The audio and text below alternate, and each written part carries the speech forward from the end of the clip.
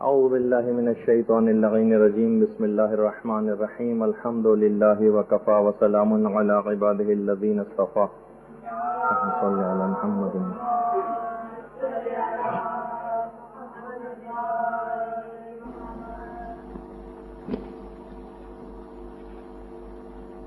ایام عزا تیزی سے گزرتے جا رہے ہیں اور مدرسے میں پڑھنے والی طالبات کی ایک اچھی تعداد مجالس بھی پڑھ رہی ہے.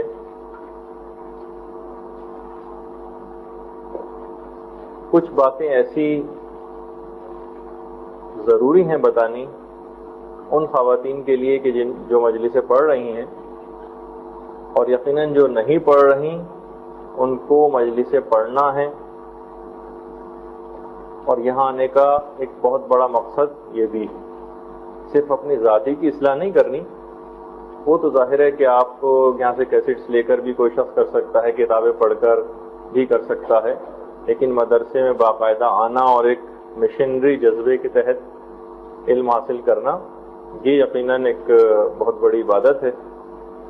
اچھا، اب اس کے اندر مسئلہ یہ ہے کہ جیسے ہی ایام عزا شروع ہوئے اور خواتین کی خاص طور پر بہت بڑی تعداد جو بلا مبالغہ ہزاروں میں ہوگی، اس نے ایک دم سے مجلسیں پڑھنا شروع کر دی. اچھا، اب مسئلہ یہ ہے اس کے اندر کہ مجالس اس کے اندر کچھ ایسی فنی نکات اور باریکیاں ایسی ہیں کہ جن کا خیال رکھنا بہت ضروری ہے. اور اگر آپ نے اس کا خیال نہیں کیا تو ٹھیک ہے، آپ نے ایک اسکرپٹ تیار کیا ہوا ہے، آپ نے ایک مجلس یاد کی ہوئی ہے، مجلس بنائی ہوئی ہے، اس کے اندر بہت ساری غلطیاں ہوں گی جس کی اصلاح کرنا ضروری ہے. ابھی میں شروع میں آپ کو تقریباً 20-25 جو کسی بھی مقرر کے اندر جو عیب پائے جاتے ہیں ان کی نشاندہی ہوگی، اور اس کے بعد ایک اچھا خطیب بننے کے یا اچھی خطیبہ بننے کے یا اچھی ذاکرہ بننے کے کچھ نسخے ہیں، وہ آپ کی خدمت میں عرض کیے جائیں گے.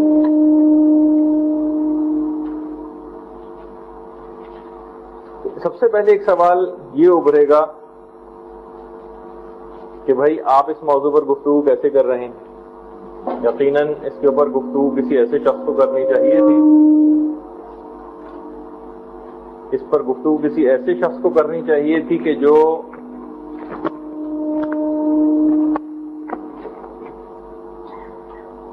خود بہت بڑا خطیب ہو. تو دیکھیے، کھانے پر تنقید کرنے کے لیے آدمی کا باورچی ہونا ضروری نہیں. ضروری نہیں کہ مثلا ہم یہ کہیں کہ بھئی یہ کھانا اچھا ہے اچھا نہیں ہے تو ہم یہ ایکسپیکٹ کریں کہ وہ خود بہت بڑا کوک ہو وہی تنقید کرے، ایسی بات نہیں. اچھا، اب اس کے اندر ایک بات آپ کو خیال رکھنا ہے سب سے پہلے کہ یہ جو مدرسے میں آپ تعلیم حاصل کر رہی ہیں بالکل الگ چیز ہے، اور فن خطابت ایک بالکل الگ چیز ہے. ان دونوں کا آپس میں کوئی ربط نہیں. ضروری نہیں ہے کہ کوئی شخص بہت زیادہ علم رکھتا ہو تو وہ بہت بڑا خطیب بھی ہو، بالکل بھی یہ چیز ضروری نہیں، بلکہ عام طور پر اس کے برعکس ہی دیکھا گیا ہے.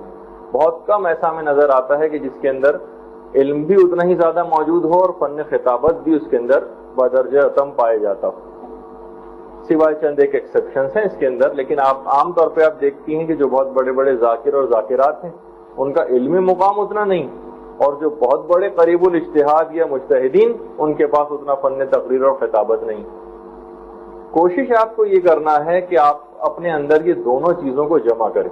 سونے پر سہاگا ہو جائے گا یہ، اور یقیناً بہت ہی بہترین میں ایک جملہ اس کے اندر اور کہوں، ابھی جتنی بھی ہماری گفتگو ہوگی اس کے اندر آپ کو ایسا لگے گا کہ جیسے ہم کوئی آپ کو پروفیشنل خطیب یا ذاکرہ بنانا چاہتے ہیں.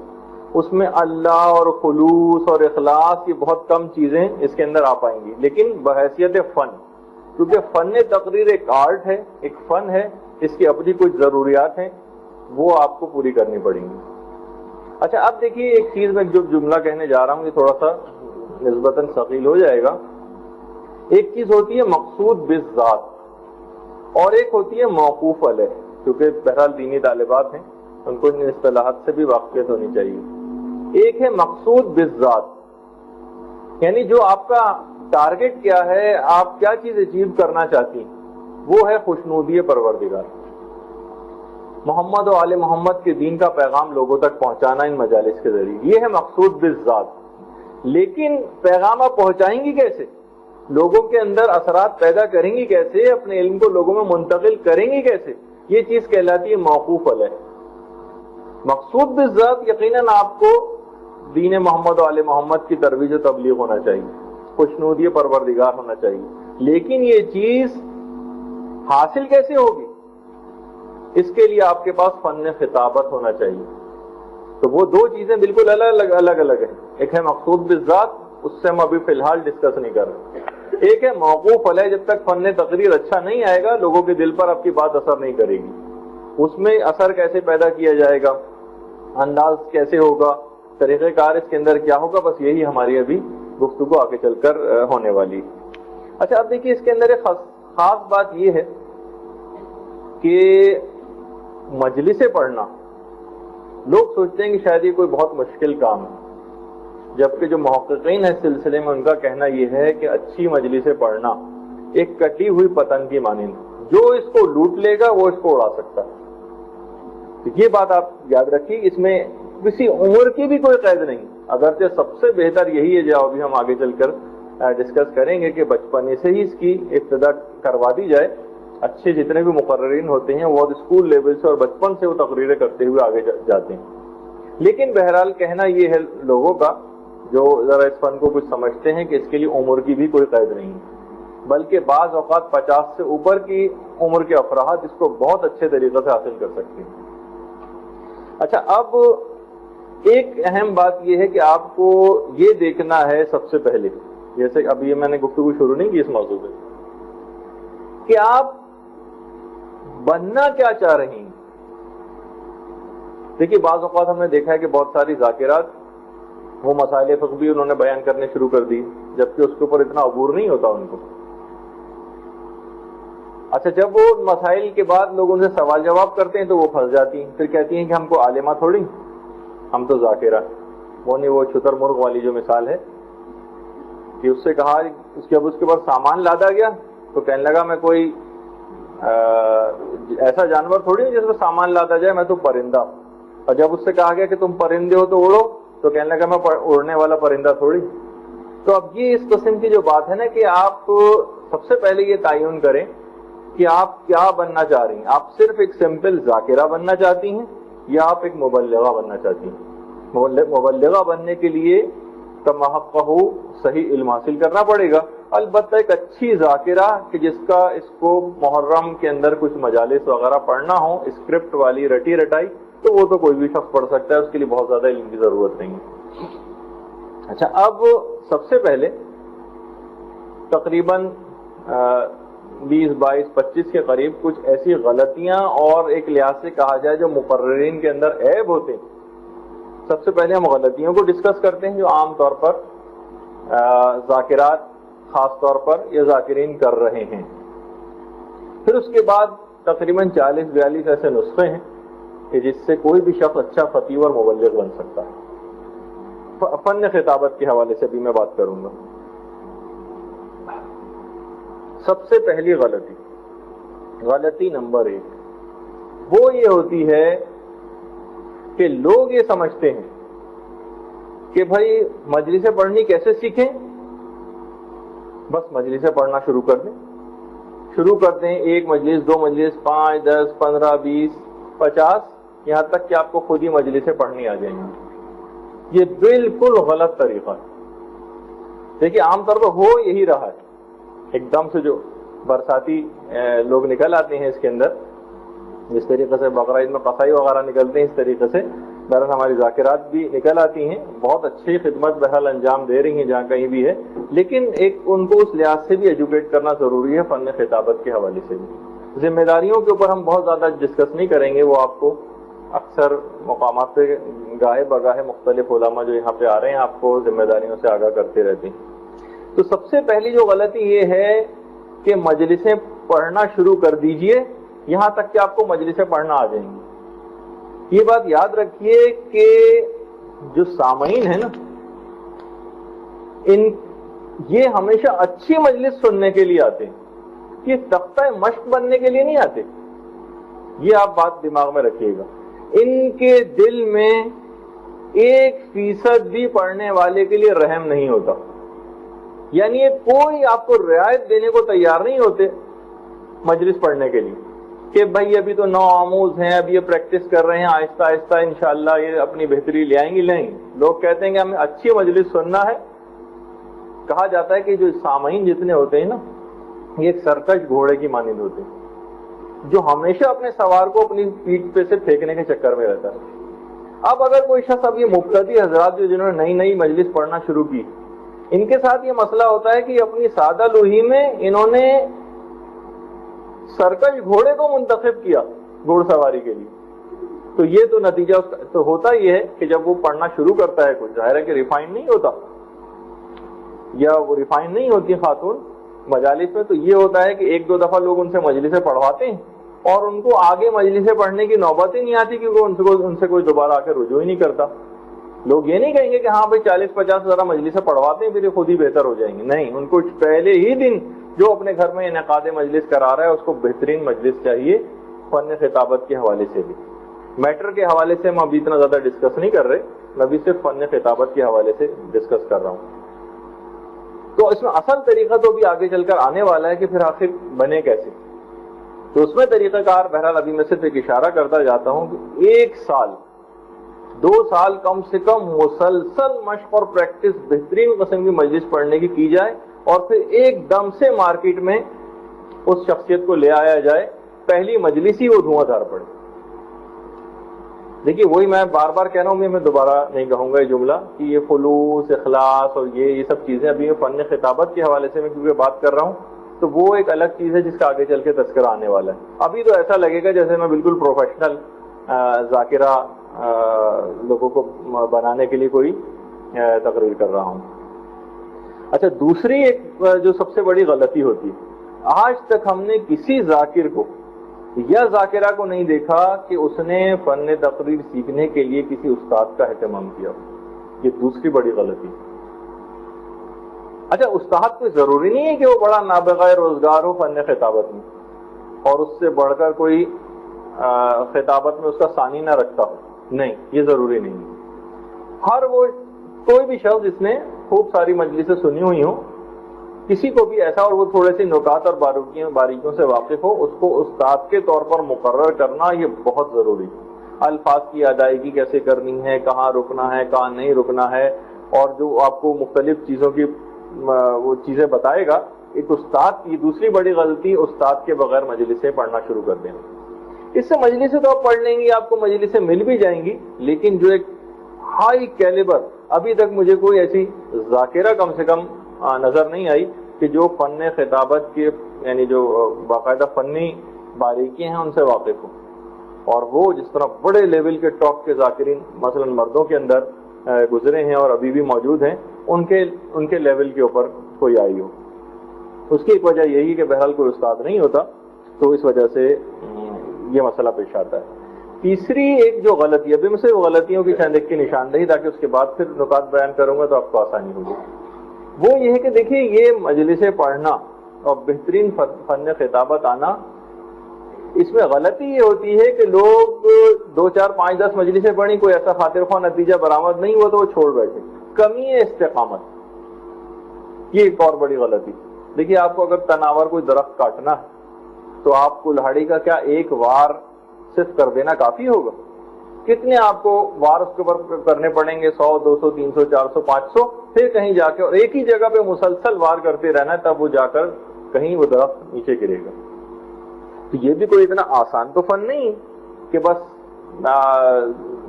کچھ ہی بہت ہی جلد آپ اس چیز کو حاصل کر لیں. یقیناً اس میں جو سب سے زیادہ جو لوگ ڈسہارٹ ہو جاتے ہیں وہ یہ ہے کہ وہ استقامت اس کے اندر برقرار نہیں رکھ پاتے ہیں. یہ ایک اور غلطی. اچھا اب وہی جو میں نے دیکھی ابھی ایک جملہ کہا تھا کہ لوگ مجلسیں پڑھ پڑھ کر سیکھنا چاہتے ہیں. اچھا اس کے لیے کیا سمجھتے ہیں کہ ہم زیادہ سے زیادہ مجلسیں اٹینڈ کریں. دیکھیے وہ واقعہ بڑا کسی جگہ میں پڑھ رہا تھا کسی کتاب میں کہ وہ ایک دفعہ پنجاب میں جو دریائے راوی ہے وہاں پر ایک بہت زبردست قسم کا اس کے اندر طغیانی آ گئی اور سیلاب. لیکن وہ ایک پل کے اوپر بہت زیادہ مجمع جمع ہو گیا اور لوگوں نے دیکھا کہ ایک شخص ہے بہترین تیراک اور وہ اپنی تیراکی کا مظاہرہ اس سیلاب والے پانی کے اندر چھلانگ لگا کے کر رہا. چھلانگ لگا کے جاتا, تیر کے پھر باہر نکل آتا, پھر پل پہ سے چھلانگ لگاتا. ان کی دیکھا دیکھی ایک اور صاحب نے بھی چھلانگ لگا دی. لوگوں نے دیکھا رہی تو ڈوب رہے ہیں, بہرحال کسی طریقے سے بچا کے لائے. پوچھا کہ آپ نے کیا کیا؟ کہا کہ بھائی میں نے سوچا کہ مجھے سوئمنگ آتی نہیں, میں آج ذرا اس کی ابتدا کر کے دیکھ لیتا ہوں. تو اب انہوں نے دیکھی ہے کہ انہوں نے میدان کون سا منتخب کیا؟ بالکل غلط. وہ اس وقت ان افراد, ان کو چاہیے تھا کہ پہلے وہ ہلکے پانیوں میں کہیں جا کے سوئمنگ سیکھتے اور جب ان کو آ جاتی پھر اس میدان کے اندر آتے. انہوں نے ڈائریکٹ کیا کیا کہ اس راوی کے اندر چھلانگ لگا دی. تو نتیجہ کیا ہوا؟ نتیجہ وہ یہی ہوا کہ اس کو پھر ڈوبنا ہی ہے. تو دیکھیے یہ بات یاد رکھیے کہ جو جس وقت مجلس اعظم منعقد ہو رہی ہوتی تو ایک لحاظ سے اس خطیب اور ذاکر کے لیے اپنے فن کے مظاہرے کا میدان ہوتا ہے. وہ سیکھنے کی جگہ نہیں ہے. جو میں جیسے وہ پل کے اوپر جو چھلانگ لگانا, وہ اس کو جو پہلے سے سوئمنگ جانتا تھا اس کے لیے فن کے مظاہرے کا ایک لحاظ سے میدان تھا. اس نے وہاں پہ مظاہرہ کیا. لیکن نو آموز آ کر اس کو میدان سمجھ کے وہاں پہ سیکھنے کی کوشش کرے گا تو نہیں, وہ پھر نقصان اٹھائے گا. تو اس کے اندر ایک بہت ہی اہم اور خصوصی بات میرے لحاظ سے یہ تھی. تو یہ اس کے اندر ایک بہت بڑی غلطی. اب لیکن طریقے اگر البتہ آگے چل کے آنے والے ہیں تو وہی مجھے کہنا ہے کہ مسلسل مجلسیں پڑھ کے, مجلسوں کے ذریعے سیکھنا, پڑھ کے ریفائن ہونا, یہ ایک لحاظ سے غلط طریقہ ہے. البتہ پریکٹس کے حوالے سے ٹھیک ہے, وہ بھی میں آگے چل کے وضاحت کرنے والا ہوں. اس کے بعد ایک اور بڑی غلطی جو ہوتی وہ یہ ہے کہ اکثر لوگ ایک سے زائد چیزوں میں نامور ہونا چاہتے ہیں. میں نامور ڈاکٹر بھی ہو جاؤں پلس نامور خطیب بھی ہو جاؤں. میں یہ سوچوں کہ میں نامور وکیل بھی بن جاؤں اور نامور خطیب بھی بن جاؤں. میں نامور بزنس مین بھی بن جاؤں اور میں نامور خطیب بھی بن جاؤں. یہ ہو نہیں سکتا. دو چیزوں میں ناموری پیدا کرنا یہ عادتاً ناممکن. ہاں یہ ہو سکتا ہے کہ آپ ایک چیز میں نامور ہوں اور دوسرے شعبوں کے اندر بس گزارا ہوں, یہ ہو سکتا ہے. لیکن اکثر لوگ یہ کرتے ہیں کہ بھئی دو چیزوں کے اندر بیک وقت پرفیکٹ ہونا چاہتے ہیں کہ اپنی وہ کسی اور فیلڈ کے اندر بھی پرفیکٹ ہو جائیں اور اس بطور خطیب بھی وہ پرفیکٹ ہو جائیں. تو یہ بالکل ایک لحاظ سے اس کو آپ دیوانے کا خواب ہی سمجھیے. تو وہ دونوں ہی چیزوں کے اندر ادھورے رہ جائیں گے. تو آپ کو یعنی یہ جو خطیب بننے والا جو معاملہ ہے نا, یہ بہترین ٹاپ کی خطیبہ بننا, یہ فل ٹائم جاب. اس کے ساتھ کوئی اور چیز چلانا بہت مشکل کام. اچھا اب اس کے بعد اگلا عیب جو کسی بھی ذاکر یا ذاکرہ کے اندر پایا جا سکتا ہے وہ ہے اپنی گفتگو میں ثقیل الفاظ استعمال کرنا. ثقیل اور موٹے موٹے الفاظ. کراچی میں بہت ساری ایسی مجالس ہوئیں کہ جو بہرحال خواص کے لیے ہو گئیں, عوام کے لیے جو ہے عوام کے تو سر پہ سے وہ ساری مجلس مثلا گزر گئی. تو ثقیل الفاظ کا استعمال یہ کسی بھی ذاکر یا ذاکرہ کے لیے یہ ایک لحاظ سے, کیونکہ آپ کا مقصد ہے لوگوں تک پیغام حق پہنچے, اگر اس کی سمجھ ہی نہیں آئے گا ان الفاظ کی وجہ سے تو آپ کے مجلس پڑھنے کا فائدہ کیا ہوگا. اچھا پھر اس کے بعد ایک اور بڑا عیب, اس کے اندر خاص طور پر دینی مدارس کی طالبات جو مجلسیں پڑھتی ہیں وہ اس کے اندر زیادہ مبتلا ہوتی ہیں. وہ یہ ہے کہ سامعین کے عیوب اور نقائص ان کے سامنے واضح طور پر کر کے بیان کر دینا. دیکھیے اس کا بھی ایک خاص طریقہ ہے. آپ لیکن بالکل ایک لٹ مارنے والا انداز اگر اختیار کریں گی مثلا بے پردگی پر اور بالکل براہ راست لوگوں سے ان کی غلطیوں کو اور عیبوں کو بیان کریں گے, ان پہ طنز کریں گے, تو یہ چیز قبول حق سے لوگوں کے مانے ہو جاتی. لوگ اس سے ریپیل ہوتے ہیں اور پھر اس کے بعد وہ آپ کی مثلا کوئی اگر بے پردہ عورت ہے اور آپ بے پردگی کے موضوع پر کوئی اپنی تقریر کر رہی ہیں اور انداز آپ کا ایسا ہے کہ بالکل ڈائریکٹ والا انداز، تو ایک دم سے وہ ریپیل ہو جائے گی دلی طور پر، آپ سے دور ہٹ جائے گی، اور پھر اس کے بعد آپ کی تمام گفتگو اس کے لیے بیکار ہو جائے گی۔ اس کے کچھ طریقے ہیں نرمی سے، شائستگی سے، براہ راست ابھی وہ بھی آگے چل کر آنے والے ہیں کہ آپ کن باتوں کا خیال کریں کہ لوگ ان باتوں کو عیوب و نقائص بیان کرنے ہیں، لیکن اس انداز سے نہیں کرنے کہ ان کو بہت زیادہ برا لگے، کیونکہ لوگ بہرحال اگر ایک دفعہ بھی دلی طور پر اس ذاکر یا ذاکرہ سے دل میں ایک دوری محسوس کریں تو پھر اس کے بعد جتنی بھی وہ پیغامات وہ دے گا ان کے اوپر سے گزر جائیں گے اور وہ قبول حق سے مانع ہو جائیں گے۔ تو یہ بھی ایک لحاظ سے ایک عیب ہے ذاکر یا ذاکرہ کے لیے۔ اگلا ایک عیب جو کسی بھی اس کے اندر پایا جاتا ہے وہ یہ کہ وہ ذاکر یا ذاکرہ کچھ متنازعہ مسائل چھیڑ دے اپنی تقریر میں، جس کے کچھ لوگ قائل ہوں کچھ لوگ قائل نہ ہوں۔ بہت ساری چیزیں ایسی ہیں وہ بھی ابھی آگے چل کر گفتگو کے اندر، خاص طور پر مصائب کے اندر اور کچھ فضائل کے اندر بھی بہت ساری ایسی چیزیں آتی ہیں کہ مثلا ابھی چلیں میں ایک دو کے اشارے کر دیتا ہوں کہ جیسے روز عاشور مثلا امام حسین نے 1.5 لاکھ یزیدی افواج کو قتل کیا، چند ایک روایتیں ہیں۔ اچھا بہت ساری چیزیں ایسی بھی ہیں کہ ہو سکتا ہے کہ آپ اپنے طور پر تحقیق کے بعد دلی طور پر قائل ہو جائیں، تو آپ کہیں نہیں یہی بات صحیح ہے اور یہ مجھے بیان کرنی چاہیے، جبکہ وہ دوسرا نظریہ رکھنے والے لوگ بھی وہاں پر موجود ہوں۔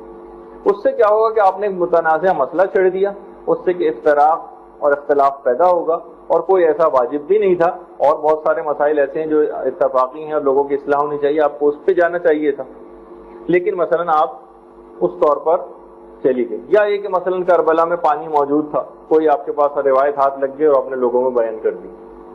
تو بہت ساری دیکھیے چیزیں ایسی ہیں کہ جو متنازعہ ہیں ان کو آپ رہنے دیجئے۔ اگر کوئی بھی ذاکر یا ذاکرہ اس قسم کے ایسے متنازع مسائل کو اٹھاتا ہے تو ایک لحاظ سے یہ اس کا ایک عیب ہے۔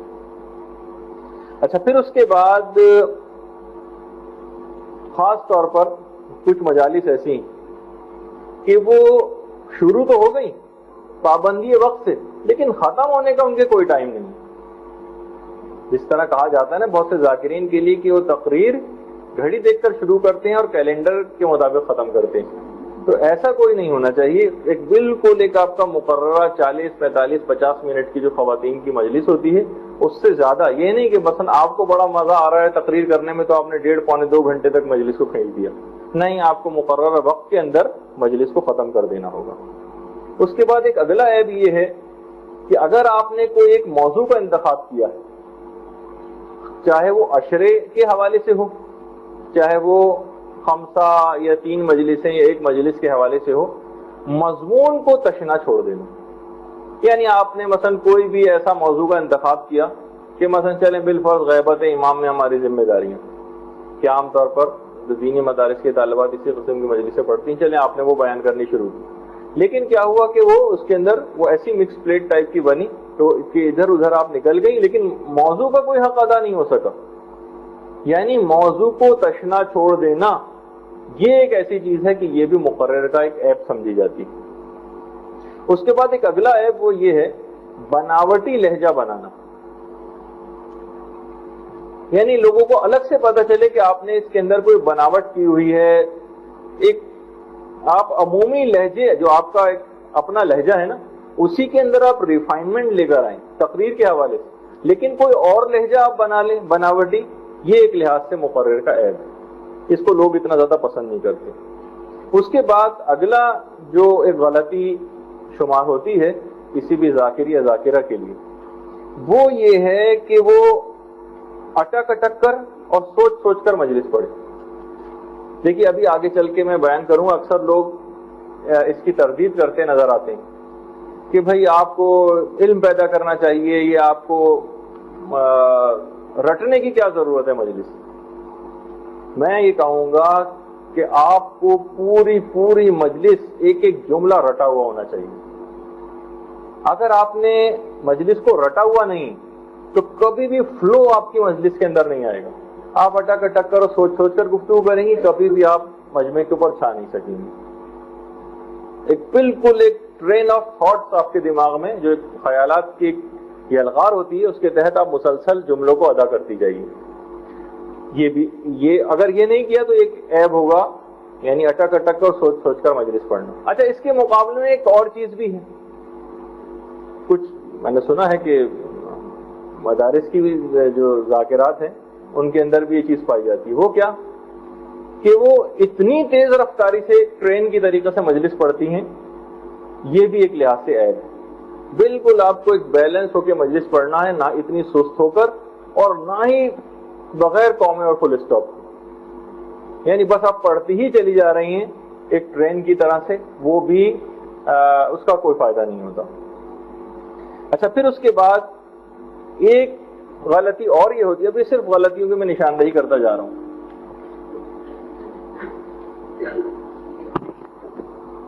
ایک غلطی یہ ہوتی ہے کہ انتہائی کم آواز میں مجلس پڑھنا،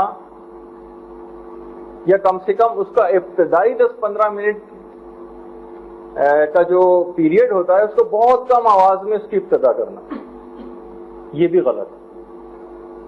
نہ تو ظاہر ہے کہ اتنی کان پھاڑ دینے والی آواز ہو کہ جس میں آپ کے سامنے لاؤڈ اسپیکر ہٹا لیا جائے، نہ اتنی زیادہ کم ہو کہ لاؤڈ اسپیکر سے بھی ہر شخص کو آواز نہیں پہنچ رہی. یہ بھی ہم نے دیکھا ہے کہ بہت سارے ذاکر وہ بس اپنی شروع کر دیتے ہیں چاہے کسی کو آواز جاری ہو یا نہ جاری ہو. یہ نہیں ہونا چاہیے.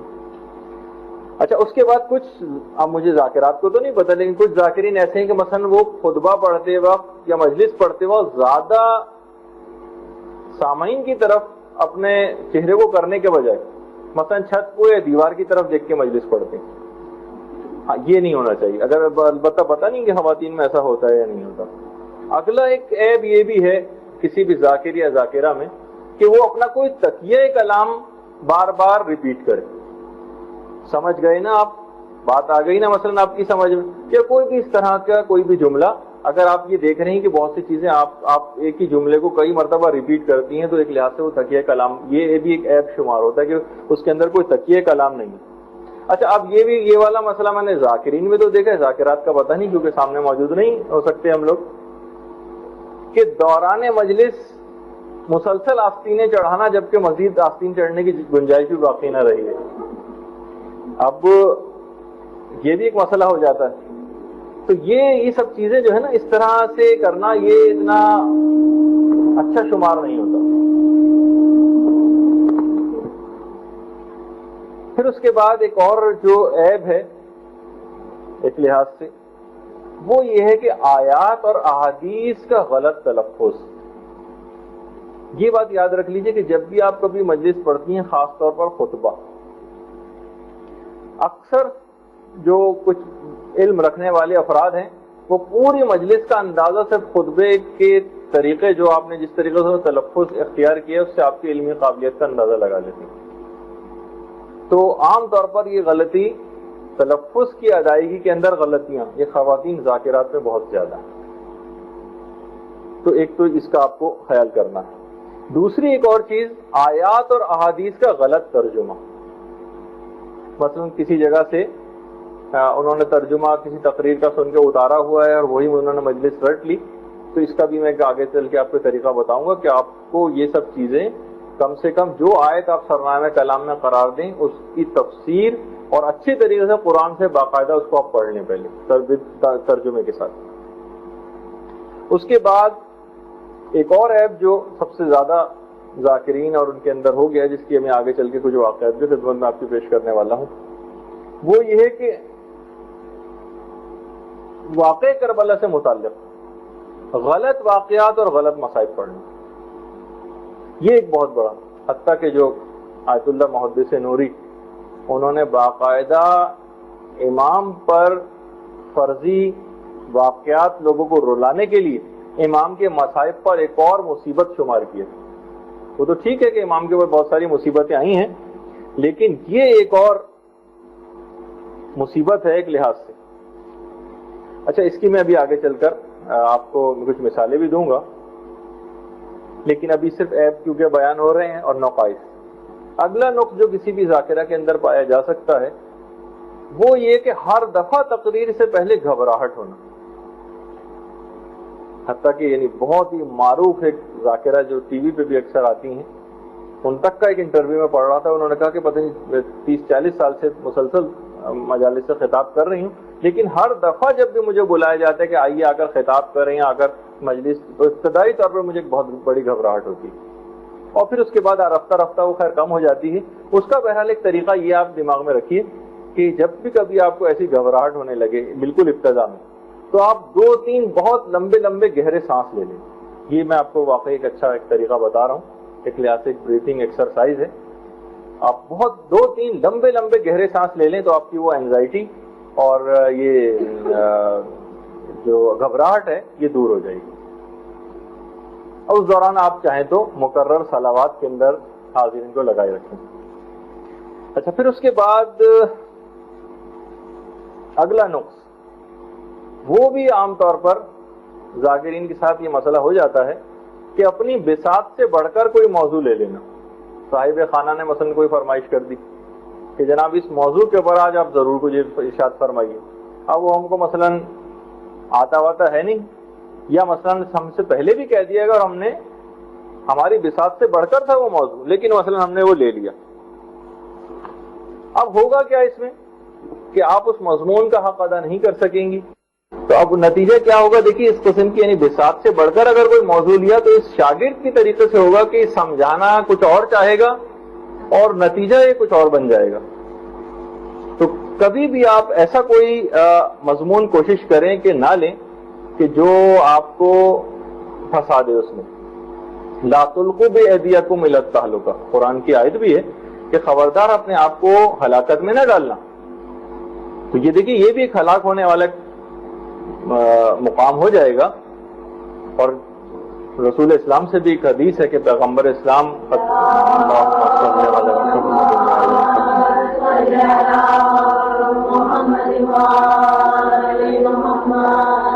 ایک دفعہ انہوں نے اپنے اصحاب سے فرمایا کہ کسی مومن کے لیے جائز نہیں ہے کہ وہ اپنے نفس کو ذلیل کرے. کہا یا رسول اللہ, ایک مومن اپنے نفس کو کیسے ذلیل کر سکتا ہے؟ کہاں کر سکتا ہے, یتحمل من البلاء لما لا یطیقہ, ایسی بلا اپنے سر لے لے کہ جس کو اٹھانے کی اس میں طاقت نہ. وہ اپنے نفس کو گویا ذلیل کر دے گا. تو بساط سے بڑھ کر کوئی بھی موضوع لینا, یہ کوشش کریں کہ اگر آپ نہیں اس موضوع کا حق ادا کر سکتی تو آپ صاف منع کر دیں کہ اس پہ میری پریپریشن نہیں ہے, یا اور اتنی زیادہ مجالس محرم میں پڑھنا پڑتی ہیں کہ شاید آپ کو اس کی پریپریشن کا ٹائم بھی نہ ملے. چاہے جائے گا کہ آپ اس موضوع کو لے لیں اور پھر اس کے اندر پھنس جائیں. اس کے بعد ایک اور عیب, وہ ذرا اس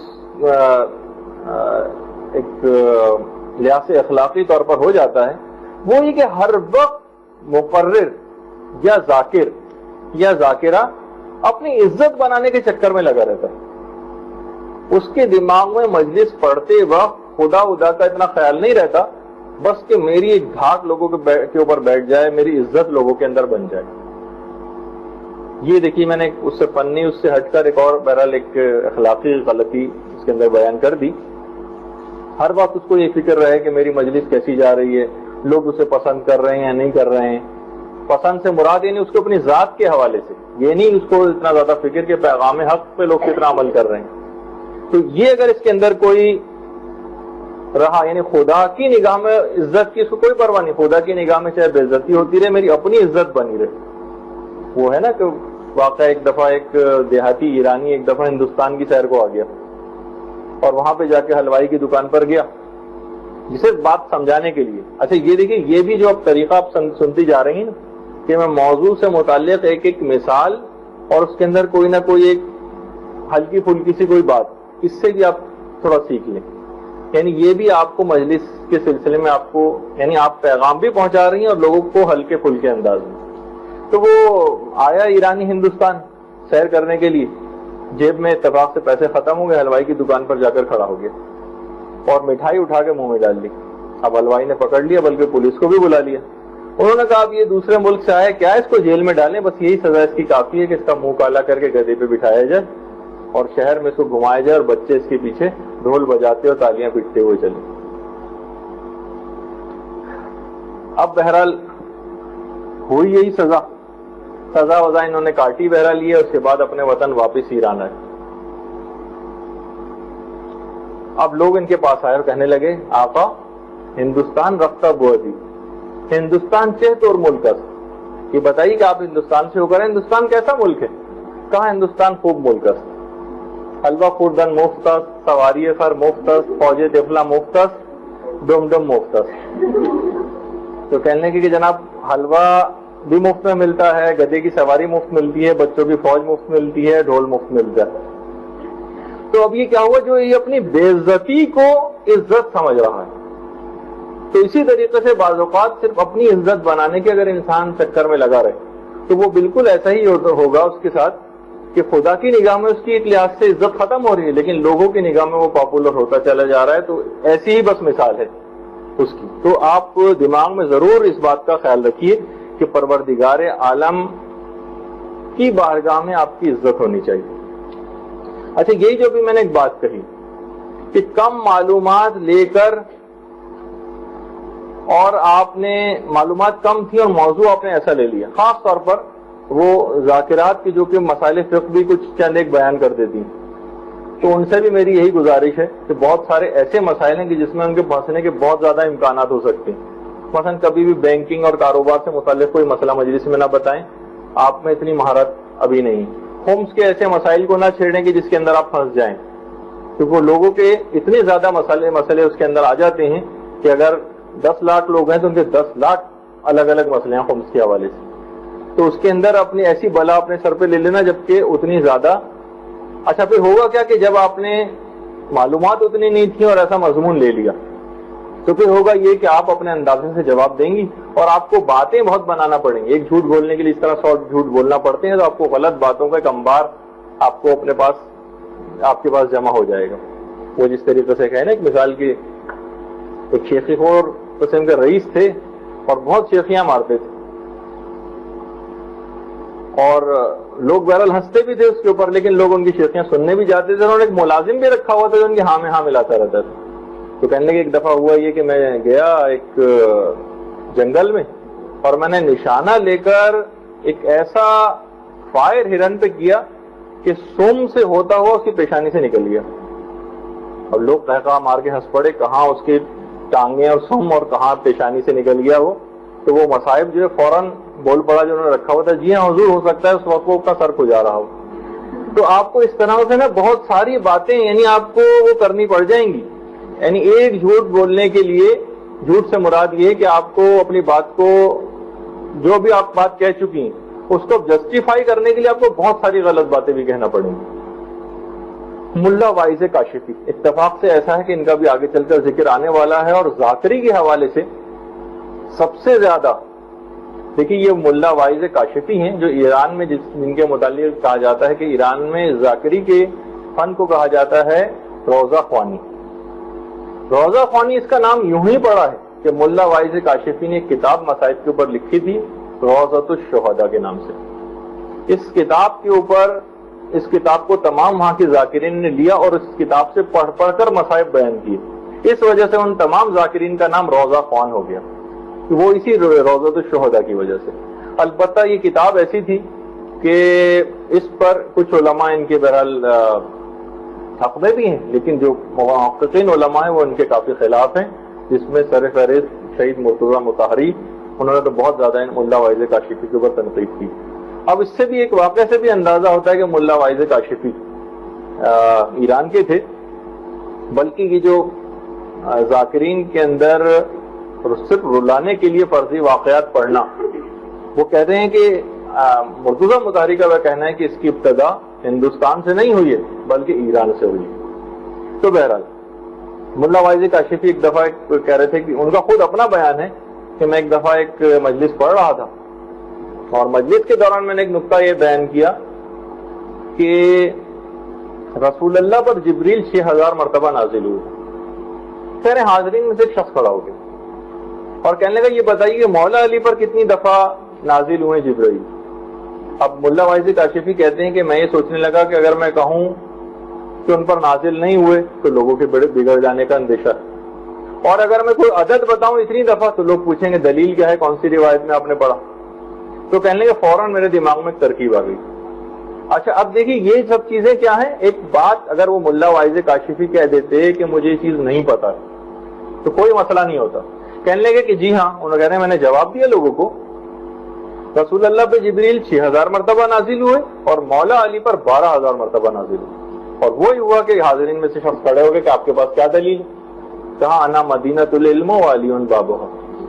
شہر میں انسان ایک دفعہ داخل ہوتا ہے, دروازے سے 2 مرتبہ جانا پڑتا ہے, تو لہذا ان پر 12000 مرتبہ.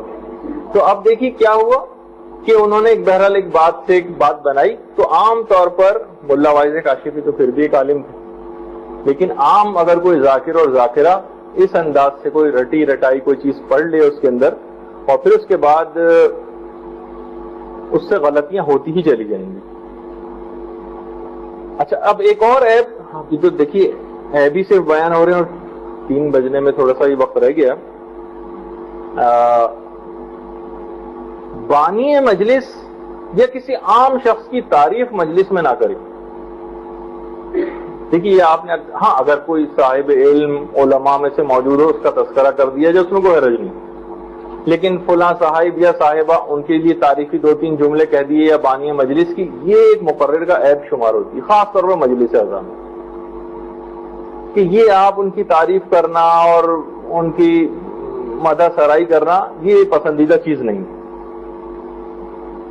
اب دیکھیے وہی آپ کو صرف بات کو سمجھانے کے لیے اور ذرا کہ بات جو لمبا لیکچر ہے تو بات ہلکی پھلکی بھی رہے کہ وہ ایک زمیندار, ایک گاؤں تھا جس میں 3 زمیندار تھے. ایک کا نام تھا ابراہیم, ایک کا نام تھا موسیٰ, ایک کا نام تھا عیسیٰ. مولوی صاحب بیچارے جو پیش امام تھے وہ ہمیشہ پابندی سے تینوں زمیندار نماز پڑھنے آتے تھے. ایک دن انہوں نے سورہ اعلیٰ شروع کر دی اور اختتام اس کا اس بات پہ ہوا صحف ابراہیم و موسیٰ. اب وہ جن کا نام عیسیٰ تھا وہ بہت بگڑے مولوی صاحب پہ کہ ان دونوں کا تو نام لیا میرا نام نہ لیا, تو اگلی دفعہ انہوں نے آیت پڑھی صحف ابراہیم و موسیٰ و عیسیٰ. تو اب یہ دیکھیے کہ بعض اوقات ہوتا یہ ہے کہ آپ کو اگر آپ ان کی تعریف کر رہی ہیں یا ان کی فرمائشی پروگرام آپ بانی مجلس کے پوری کرتی رہیں گی تو اس میں کہیں نہ کہیں کوئی گڑبڑ ہو سکتی. خود ہمارے استاد محترم مولانا صادق حسن صاحب قبلہ وہ خود ایک دفعہ ارشاد فرماتے ہیں کہ ایک دفعہ دیکھیے بہت سارے لوگ ڈکٹیٹ کرنے کی کوشش کرتے ہیں. انہیں پتا تھا کہ یہ بہت اسٹریٹ فارورڈ عالم ہے اور کچھ ہو نہ ہو یہ خاص طور پر بانی مجلس کی جو غلطی ہے اس کو تو ضرور پوائنٹ آؤٹ کرتے ہیں. مثلا ان کی داڑھی نہیں تھی, ان کو پتا تھا کہ داڑھی کا موضوع ضرور لے کر آئیں گے. اب انہوں نے کہا پہلے ہی سے مولانا کے دماغ میں بات ڈالی کہ ہمارے خاندان میں خمس دینے کا رواج نہیں ہے تو آپ خمس کے موضوع پہ تقریر کریں. اچھا مولانا کہنے لگے کہ میں بھی ان کے چکر میں آ گیا اور میں نے خمس کی تقریر شروع کر دی. لیکن ہوا یہ کہ چلتے چلتے خمس کے اندر خود ہی ایک ایسا موضوع نکل آیا کہ جس میں خمس کی داڑھی نکل آئی. جن ان کا کہنا یہ تھا کہ مثلا اگر حرام میں پیسہ خرچ کیا جائے تو اس کا بھی خمس دینا پڑتا ہے اور وہ خرچہ شمار نہیں ہوتا. مثلا شیونگ کے سامان میں استعمال کیا گیا بلیڈ اس کا بھی دینا پڑے گا. تو وہ بیچارے جو بانی مجلس سے سر پکڑ کے بیٹھ گئے کہ بہرحال اس خمس کے اندر بھی کسی نہ کسی طریقے سے داڑھی نکل آئی. تو بہرحال تو مقصد کہنے کا یہ ہے کہ یہ جو بانی مجلس کا تذکرہ بار بار کرنا اور ان کا نام لینا یا کوئی بھی اعلیٰ عہدیدار کسی اس کے اندر آ کے بیٹھ جائے اور بار بار اس کا تذکرہ کرتے رہنا یہ اچھا شمار نہیں ہوتا, جیسے کہ اکثر ہم نے ذاکرین کے یہاں دیکھا بھی. پھر اس کے بعد ایک اور جو عیب پایا جاتا ہے وہ یہ ہے کہ خاص طور پر یہ ایسی ذاکرات کے اندر زیادہ ہے کہ جو اصلاحی مجلسیں پڑھا کرتی ہیں وہ ہے لوگوں کی اصلاح میں جلدی کرنا. بس اب آپ خود بھی دیکھیے نا, مثلا ہو سکتا ہے کہ آپ سے 2 سال پہلے آپ ایسی نہیں تھیں جیسی کہ آپ اب علم دین حاصل کرنے کے بعد ہو گئی ہیں, تو آپ اپنی پرانی بھی حالت دیکھیے. تو اب ہو سکتا ہے کہ ان کا وہ والا پیریڈ چل رہا ہو, اب آپ نے کہا کہ اب مجھے یہ بھی علم حاصل ہو گیا, مجھے یہ چیز بھی پتہ چل گئی, اب یہ لوگ آج ہی سارے ٹھیک ہو جانے چاہیے. یہ امپاسبل ہے, ناممکن ہے, اور اس کے اندر جلدی کرنے والا غلطی کے اوپر ہے. وہ جو ایک شعر ہے پتہ نہیں میں نے کسی اخبار میں پڑھا تھا, شاید مجھے صحیح طرح سے یاد بھی نہیں, کہ میرا حسین مجھے اب تلک نہیں ہے ملا, میں حر ہوں اور ابھی لشکر یزید میں ہوں. تو دیکھیے مسئلہ یہ ہے کہ ابھی اس شخص کو وہ سمجھیں کہ حر ہے, لشکر یزید میں ہے, بس اس کو ایک حسین جیسی شخصیت چاہیے, کوئی کلکنگ شخصیت چاہیے. وہ کبھی بھی اس کو ٹکرا گئی تو ایک دم سے وہ منقلب ہو جائے گا. اس پر ابھی زور و زبردستی نہ کریں, کہ وہ فوراً کیونکہ آپ ٹھیک ہو گئی تو فوراً سارا معاشرہ ابھی ہی ٹھیک ہو جائے گا، یہ کبھی بھی آپ نہ کریں۔ ایک اور غلطی جو شمار ہوتی ہے، اب میں ذرا جلدی اس میں جاؤں، رسومات عزاداری پر براہ راست کوئی تنقید نہ کریں۔ جو آپ کے خیال میں کچھ رسومات بالکل غلط بھی ہو رہی ہیں شرعی اعتبار سے، آپ کے خیال میں نہیں، ہو سکتا ہے آپ کے خیال میں غلط ہو لیکن شریعت کے لحاظ سے وہ جائز ہو، جبکہ ہوتا زیادہ تر یہی۔ تو رسومات کچھ ایسی کہ جو آپ کے خیال میں غلط بھی ہوں، تو دیکھیے اس کا ایک طریقہ یہ ہے کہ لوگوں کی علمی کیلیبر کو آپ بڑھا دیجیے، وہ خود بخود غلط باتیں اور نظریات ختم ہو جائیں گے۔ ہمارے ساتھ ہم یہ کہ ہم اس کو جاہل ہی رکھ کر اور حقیقت بتاتے ہیں، یعنی وہ اس کے لیے ہضم نہیں ہو پاتی چیز۔ تو یہ ایک بہت بڑی غلطی، علمی کیلیبر کو عوام کے آپ اوپر لے کر آئی، اور اس کے بعد پھر ٹھیک ہے آپ براہ راست گفتگو کر سکتی ہیں۔ لیکن اگر آپ نے ڈائریکٹ لوگوں کی جن باتوں سے عقیدت ہوتی، دیکھیے وہ جملہ ایک پاکستان کے ایک سابق صدر کا مشہور ہوا تھا کہ لوگوں کے عقیدے کو چھیڑو، عقیدت کو نہ چھیڑو۔ یعنی عقیدہ تو چلے آپ چھیڑ سکتے ہیں، عقیدت، لوگ عقیدے سے بھی بڑھ کر کسی سے اگر آپ کی عقیدت ہو، مثلا آپ کے سامنے اگر کوئی کسی عالم کو برا بھلا کہے اور آپ کی اس سے عقیدت ہو تو فوراً آپ کے دل میں اس سے دوری پیدا ہونے لگتی ہے۔ تو کبھی بھی آپ اس حوالے سے کسی کے اوپر براہ راست شخصیات پر یا مثلا کچھ رسوم کے اوپر تنقید نہ کریں۔ پھر اس کے بعد ایک اور چیز کی کوشش یہ کریں کہ آپ کی مجلس خواص کی حد تک نہ رہ جائے، مجلس عوامی ہونی چاہیے، مجلس عوامی ہو اور سب کی بالکل سمجھ آئے۔ یہ نہ ہو کہ مثلا کوئی کسی پوچھیں کہ کیا پڑھا ان فلاں ذاکرہ نے، تو جس طرح کے اکثر مشہور ذاکرین ہیں کہ لوگ پوری مجلس سن کر واہ واہ کر کے آ جاتے ہیں اور جب پوچھا جائے تو ایک لفظ بھی پتہ نہیں ہوتا، ایسا نہیں ہونا چاہیے۔ اچھا، اب یہ تو چند ایک ویسی باتیں تھیں غلطیاں، اب دو چار میں ابھی سمجھنے کے ایک لحاظ سے اعلیٰ پائے کے جو خطیب بننے کے طریقے ہیں وہ آپ کی خدمت میں ابھی پیش کرنے والا ہوں، لیکن اس سے پہلے دو ایک باتیں اور، وہ یہ ہے کہ ایک بات اور یاد رکھیے آپ، یہ بھی بڑے علماء کا کہنا ہے کہ ذاکری میں اگر دو چیزیں کسی کے ساتھ نہ ہوں تو وہ منہ کے بل زمین پر گرے گا۔ یہ جملہ کون سی دو چیزیں؟ ایک تو ہے اخلاص اور ایک ہے صدق، سچائی۔ بالکل صحیح اور سچی بات یہ آپ کو بتانی ہے، ملمہ سازیاں کرنا، اپنی طرف سے اضافے کرنا، باتوں کو توڑنا مروڑنا، ترجموں کو، احادیث کو، قرآنی آیات کو اپنے حق میں زبردستی کرنے کی کوشش کر دینا، یہ بالکل غلط اور بلکہ یہ تو گناہ ہوئی۔ تو یہ دو چیزیں ایسی ہیں کہ اگر ان کی کسی نے پابندی نہیں کی، اپنے اندر ایک تو اخلاص پیدا نہ کیا اور دوسری چیز یہ ہے کہ اس کے اندر سچائی نہ ہوئی، تو وہ منہ کے بل زمین پر آ کر گرے گا۔ اچھا، ذاکری کے اندر چند ایک بڑے خطرات بھی ہیں اخلاقی اور روحانی طور پر۔ یہ دیکھیے میں فنی نکات بیان کرتے کرتے پھر تھوڑا سا اخلاقی طرف آیا ہوں، لیکن صرف 1-2 منٹ کے لیے۔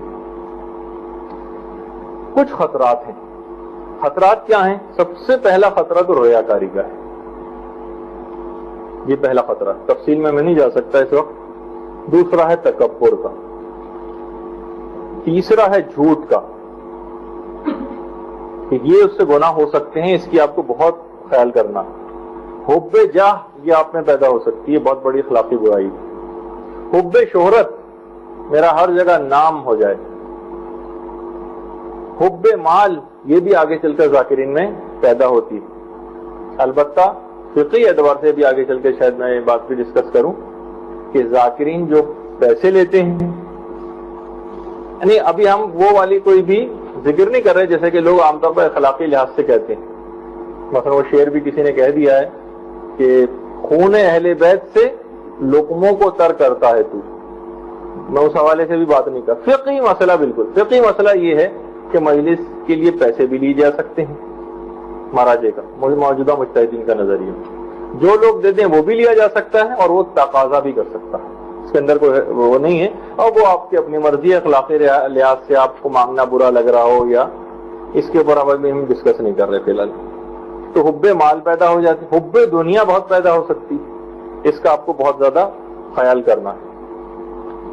اچھا ایک حدیث ہے حضرت ابو ذر غفاری سے کہ حضرت ابو ذر خود یہ فرماتے ہیں کہ جو شخص بھی علوم آخرت سے دنیا کو حاصل کرنے کی فکر کرے گا وہ جنت کی بو بھی محسوس سونگ نہ پائے گا. علوم آخرت سے جو دنیا کمانے کی کوشش کرے گا. اور ایک اور حدیث جو کہ ہمارے پانچویں امام محمد باقر علیہ الصلوۃ والسلام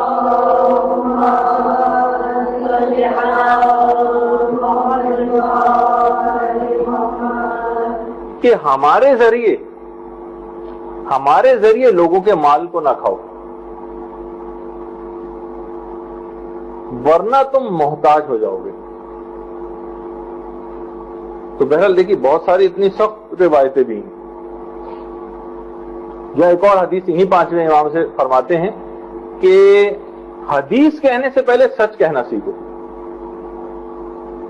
دیکھیے یہ بھی وہی میں نے کہا کہ بار بار اس چیز کی بات آتی. وہ واقعہ ایک بہت مشہور ہے جو کہ غالباً محدث نوری نے بھی لکھا ہے کہ کرمان شاہ جو ایران کا ایک علاقہ ہے وہاں پہ ایک ذاکر نے ایک دفعہ ایک خواب دیکھا کہ وہ اپنے دانتوں سے امام مظلوم کے جسم کو نوچ رہا ہے. بہت سخت پریشان ہوا. جب خواب سے اٹھا وہ اور اس زمانے کے اپنے زمانے کے عالم مرجع کے پاس گیا, کہا کہ میں نے خواب دیکھا, اس کی تعبیر مجھے بتائیے کیا. کہا کہ تو یہ بتا کہیں تو ذاکری تو نہیں کرتا. کہا کہ ہاں یہ تو میں کرتا ہوں. کہا کہ بس مجھے اسی کا اندیشہ تھا, تیرے حق میں بہتر ہے کہ تو ذاکری چھوڑ دے. تو اب دیکھیے بعض اوقات یہ کہ وہ کچھ ایسے جملے اور مثلا مصائب کے بس آپ کا مقصد لوگوں کو رلانا ہے, چاہے اس کے لیے کچھ جھوٹ ہی کیوں نہ بولنا پڑے. اور مصائب امام کے اندر یعنی گویا ایک لحاظ سے وہ یہ چاہتا ہے کہ یہ مصائب بھی امام پر ہوتے جو اس نے اپنی طرف سے فرضی بنا کر پیش کی. ایک لحاظ سے وہ یہ چاہتا ہے, جب بھی تو اس نے بنا کر لوگوں کو رلانے کے لیے پیش کی تاکہ یہ ہوتے تو میں یہ بھی بیان کرتا. نہیں ہوئے تب بھی بیان کر رہا ہے. امام کی اپنی مظلومیت اور وہ واقعات کا کیا کم ہے کہ اس کے لیے کہ ہمیں نئے جھوٹوں کا سہارا لینا پڑے. اچھا اب ایک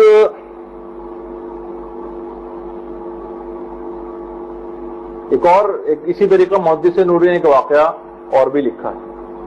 ایک شخص یہ ذاکر یہ ذکر کرتے ہیں, ایک دفعہ میں نے خواب میں دیکھا کہ میدان قیامت برپا ہو چکی ہے, ہم سب میدان قیامت میں جمع ہیں. امیر المومنین علیہ الصلوۃ والسلام لوگوں کا حساب لے رہے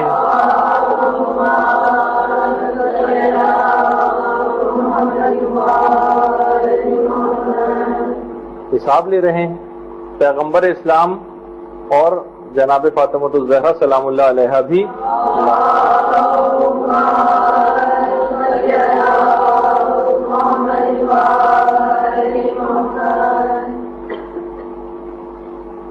ان کے پاس آتے ہیں اور کہتے ہیں کہ تو نے پیغمبر اسلام غصے سے فرماتے ہیں اس شخص کی طرف دیکھ کے کہ تو نے میرے بیٹے حسین پر توہین آمیز مصائب کیوں پڑھے. دیکھیے بہت سے بعض اوقات خاص طور پر امام کی شہادت کے بعد جو کچھ واقعات کچھ ایسے ہیں کہ جو ذاکرین ذرا غلط انداز میں پڑ جاتے ہیں, وہ تو میں ذکر بھی نہیں کرنا چاہتا ان کا. کہا کہ تو نے توہین آمیز مصائب میرے بیٹے کے لیے کیسے پڑھے. تو کہہ رہے ہیں میرے فوراً دماغ میں آیا کہ میں نے علامہ مجلسی کی فلاں کتاب سے پڑھے. پیغمبر اسلام نے کہا جاؤ مجلسی کی کتاب لے کر آؤ. فوراً کتاب لائی گئی, اس کے ہاتھ میں تھمائی گئی, بتاؤ اس میں کہاں ہے. کہہ رہے ہیں میرے دماغ میں ایک اور عالم ملا صالح کا نام آیا. کہا کہ شاید میں نے ان کی کتاب سے پڑھے. فوراً ان کی کتاب بھی لائی گئی, کہا دیکھ کے بتاؤ. اب کہہ رہے ہیں میں کتاب ٹٹولتا رہا, مجھے وہ واقعہ کہیں نہ ملا اور شرمساری میں عرق ریز ہو کر رہ گیا پیغمبر اسلام کے سامنے اور میری آنکھ کھل گئی. نہیں بلکہ اس کے بعد روایت میں یہ بھی ہے کہ میخ میرے ہاتھ میں ٹھوک دی گئی اسی وقت اور پھر ان کی آنکھ کھل گئی. اب اٹھ کے یہ گئے اور تمام ذاکرین کو انہوں نے جمع کیا جو ان کے کولیگس وغیرہ تھے اور کہا کہ آج سے میں اس ذاکری کا جو پیشہ ہے اس کو ترک کرتا ہوں, اس کے اندر بہت خطرات ہیں, آج جو میں نے خواب دیکھا ہے اس میں میرے اندر ہمت نہیں رہی. تو یہ سب واقعات بیان کرنے کا مقصد آپ کے اندر کوئی کم ہمتی پیدا کرنا یا اس لحاظ سے اس فیلڈ کو چھوڑ دینا مراد نہیں, بلکہ یہ کہ اس کے اندر جھوٹی باتیں اور خود ساختہ واقعات یا صرف ذاکرات کی چند ایک مجالس کی کیسٹ لے کے ان سے تیاری کر لینا اور انہی کو ہی جھوٹ در جھوٹ اس کو آگے بڑھاتے چلے جانا، یہ اچھا طریقہ کار نہیں ہے اور اس کے اندر گڑبڑ ہو سکتی۔ تو اچھا ایک چیز اس کے اندر بات اور خاص طور پر وہ یہ ہے کہ یہ اکثر لوگ اس کو پڑھتے ہیں کہ جناب ارباب منبر یہ فرماتے ہیں، اس پہ اکثر علماء نے بڑا اعتراض کیا کہ یہ کہاں سے آپ لے کر آئی ہیں چیز، یہ کون سی چیز ہے ارباب منبر نے یہ فرمایا؟ یعنی آپ نے کوئی بھی بات سمجھنے کے لحاظ سے ان کی گردن پہ ڈال دی کہ عام طور پہ منبر پہ علماء یہ چیز پڑھتے ہیں، یہ کوئی حوالہ نہیں، یہ کوئی حوالہ نہیں ہے اور یہ بہرحال یہ غلطی اس میں ہو جاتی ہے۔ اب آ جائیے کہ وہ گر کی باتیں کون سی کہ جس سے کوئی بھی شخص بہترین خطیب اور بہترین ذاکر یا ذاکرہ بن سکتا ہے۔ سب سے پہلا اصول اس کا یہ بات یاد رکھیے، پہلا اصول اس کا یہ ہے کہ ہمیشہ کامل بننے کی کوشش کریں، فن خطابت میں ناقص نہیں۔ دیکھیے ناقص چیز کو لوگ پسند نہیں کرتے۔ مثلا میں مثال دوں، کچے سیب ہوں اور اس کے مقابلے میں پکے ہوئے بیر، ٹھیک ہے کچے سیب کی نیوٹریٹو ویلیو اور بہت سارے حوالے سے سیب بہتر ہوتا ہے اس سے، لیکن کچا ہونے کی وجہ سے لوگ اس کو نہیں لیتے، پکے بیر لے لیتے ہیں۔ اسی طریقے سے مثلا آپ نے درزی کو کپڑے سلنے کو دیے، سب کچھ پورا سوٹ تیار ہو گیا، لیکن پتہ چلا صرف تاج اور بٹن لگنے سے رہ گئے، آپ چھوڑ کر آ جاتی ہیں کہ پہلے سے مکمل کرو پھر لے کے جاؤں گے، ادھورا سوٹ نہیں لے کے آتی۔ اسی طریقے سے دھوبی کو اپنے کپڑے دیے، سارے داغ میل کچھ سب کچھ صاف کر کے استری نہیں کی، چھوڑ کے آ جائیں گے آپ کہ اس کو استری کر کے دو۔ ناقص چیز کو کبھی بھی کوئی پسند نہیں کرتا، یہ آپ بات یاد رکھیے۔ کامل اگر آپ ہو جائیں گی تو دیکھیے بہت سارے ہوتے ہیں نا کہ پھیری لگانے والے کہ جن کے پاس ذرا گھٹیا مال ہوتا ہے وہ در در لوگوں کے پاس جاتے ہیں، لیکن جو اپنے کام میں مہارت رکھتے ہیں، بہت سارے کاتب ہم نے سنے ہیں کہ جو بہترین کتابت کرتے ہیں وہ تنگ و تاریک علاقوں کے اندر اور گلیوں کے اندر بھی ان کے جو چھوٹے چھوٹے سے کوارٹر بنے ہیں وہیں پہ بیٹھے ہیں، لوگ وہیں سے ان کے پاس کام کرانے جاتے ہیں اور خوشامدیں کر کر کے کام کرواتے ہیں۔ تو مسئلہ یہ ہے کہ آپ لوگ اس میں ہو یہ گیا ہے کہ لوگ زیادہ تر ناقص اور ادھورے خطیب بن کر مارکیٹ میں آ جاتے ہیں۔ کوشش یہ کیجئے کہ مکمل طور پر بہترین اور پرفیکٹ خطیبہ بن کر میدان میں آئیں۔ ابھی میں اس کے آگے چل کے بہت ساری چیزیں بیان کرنے والا ہوں، ہو سکتا ہے کہ دیکھیے یہ بھی کچھ محققین کا کہنا ہے کہ دیکھیے آپ انڈیا کے اندر آپ دیکھیں تو کتنے بہترین مقرر و خطیب، جبکہ پاکستان کے اندر کتنے زیادہ کم۔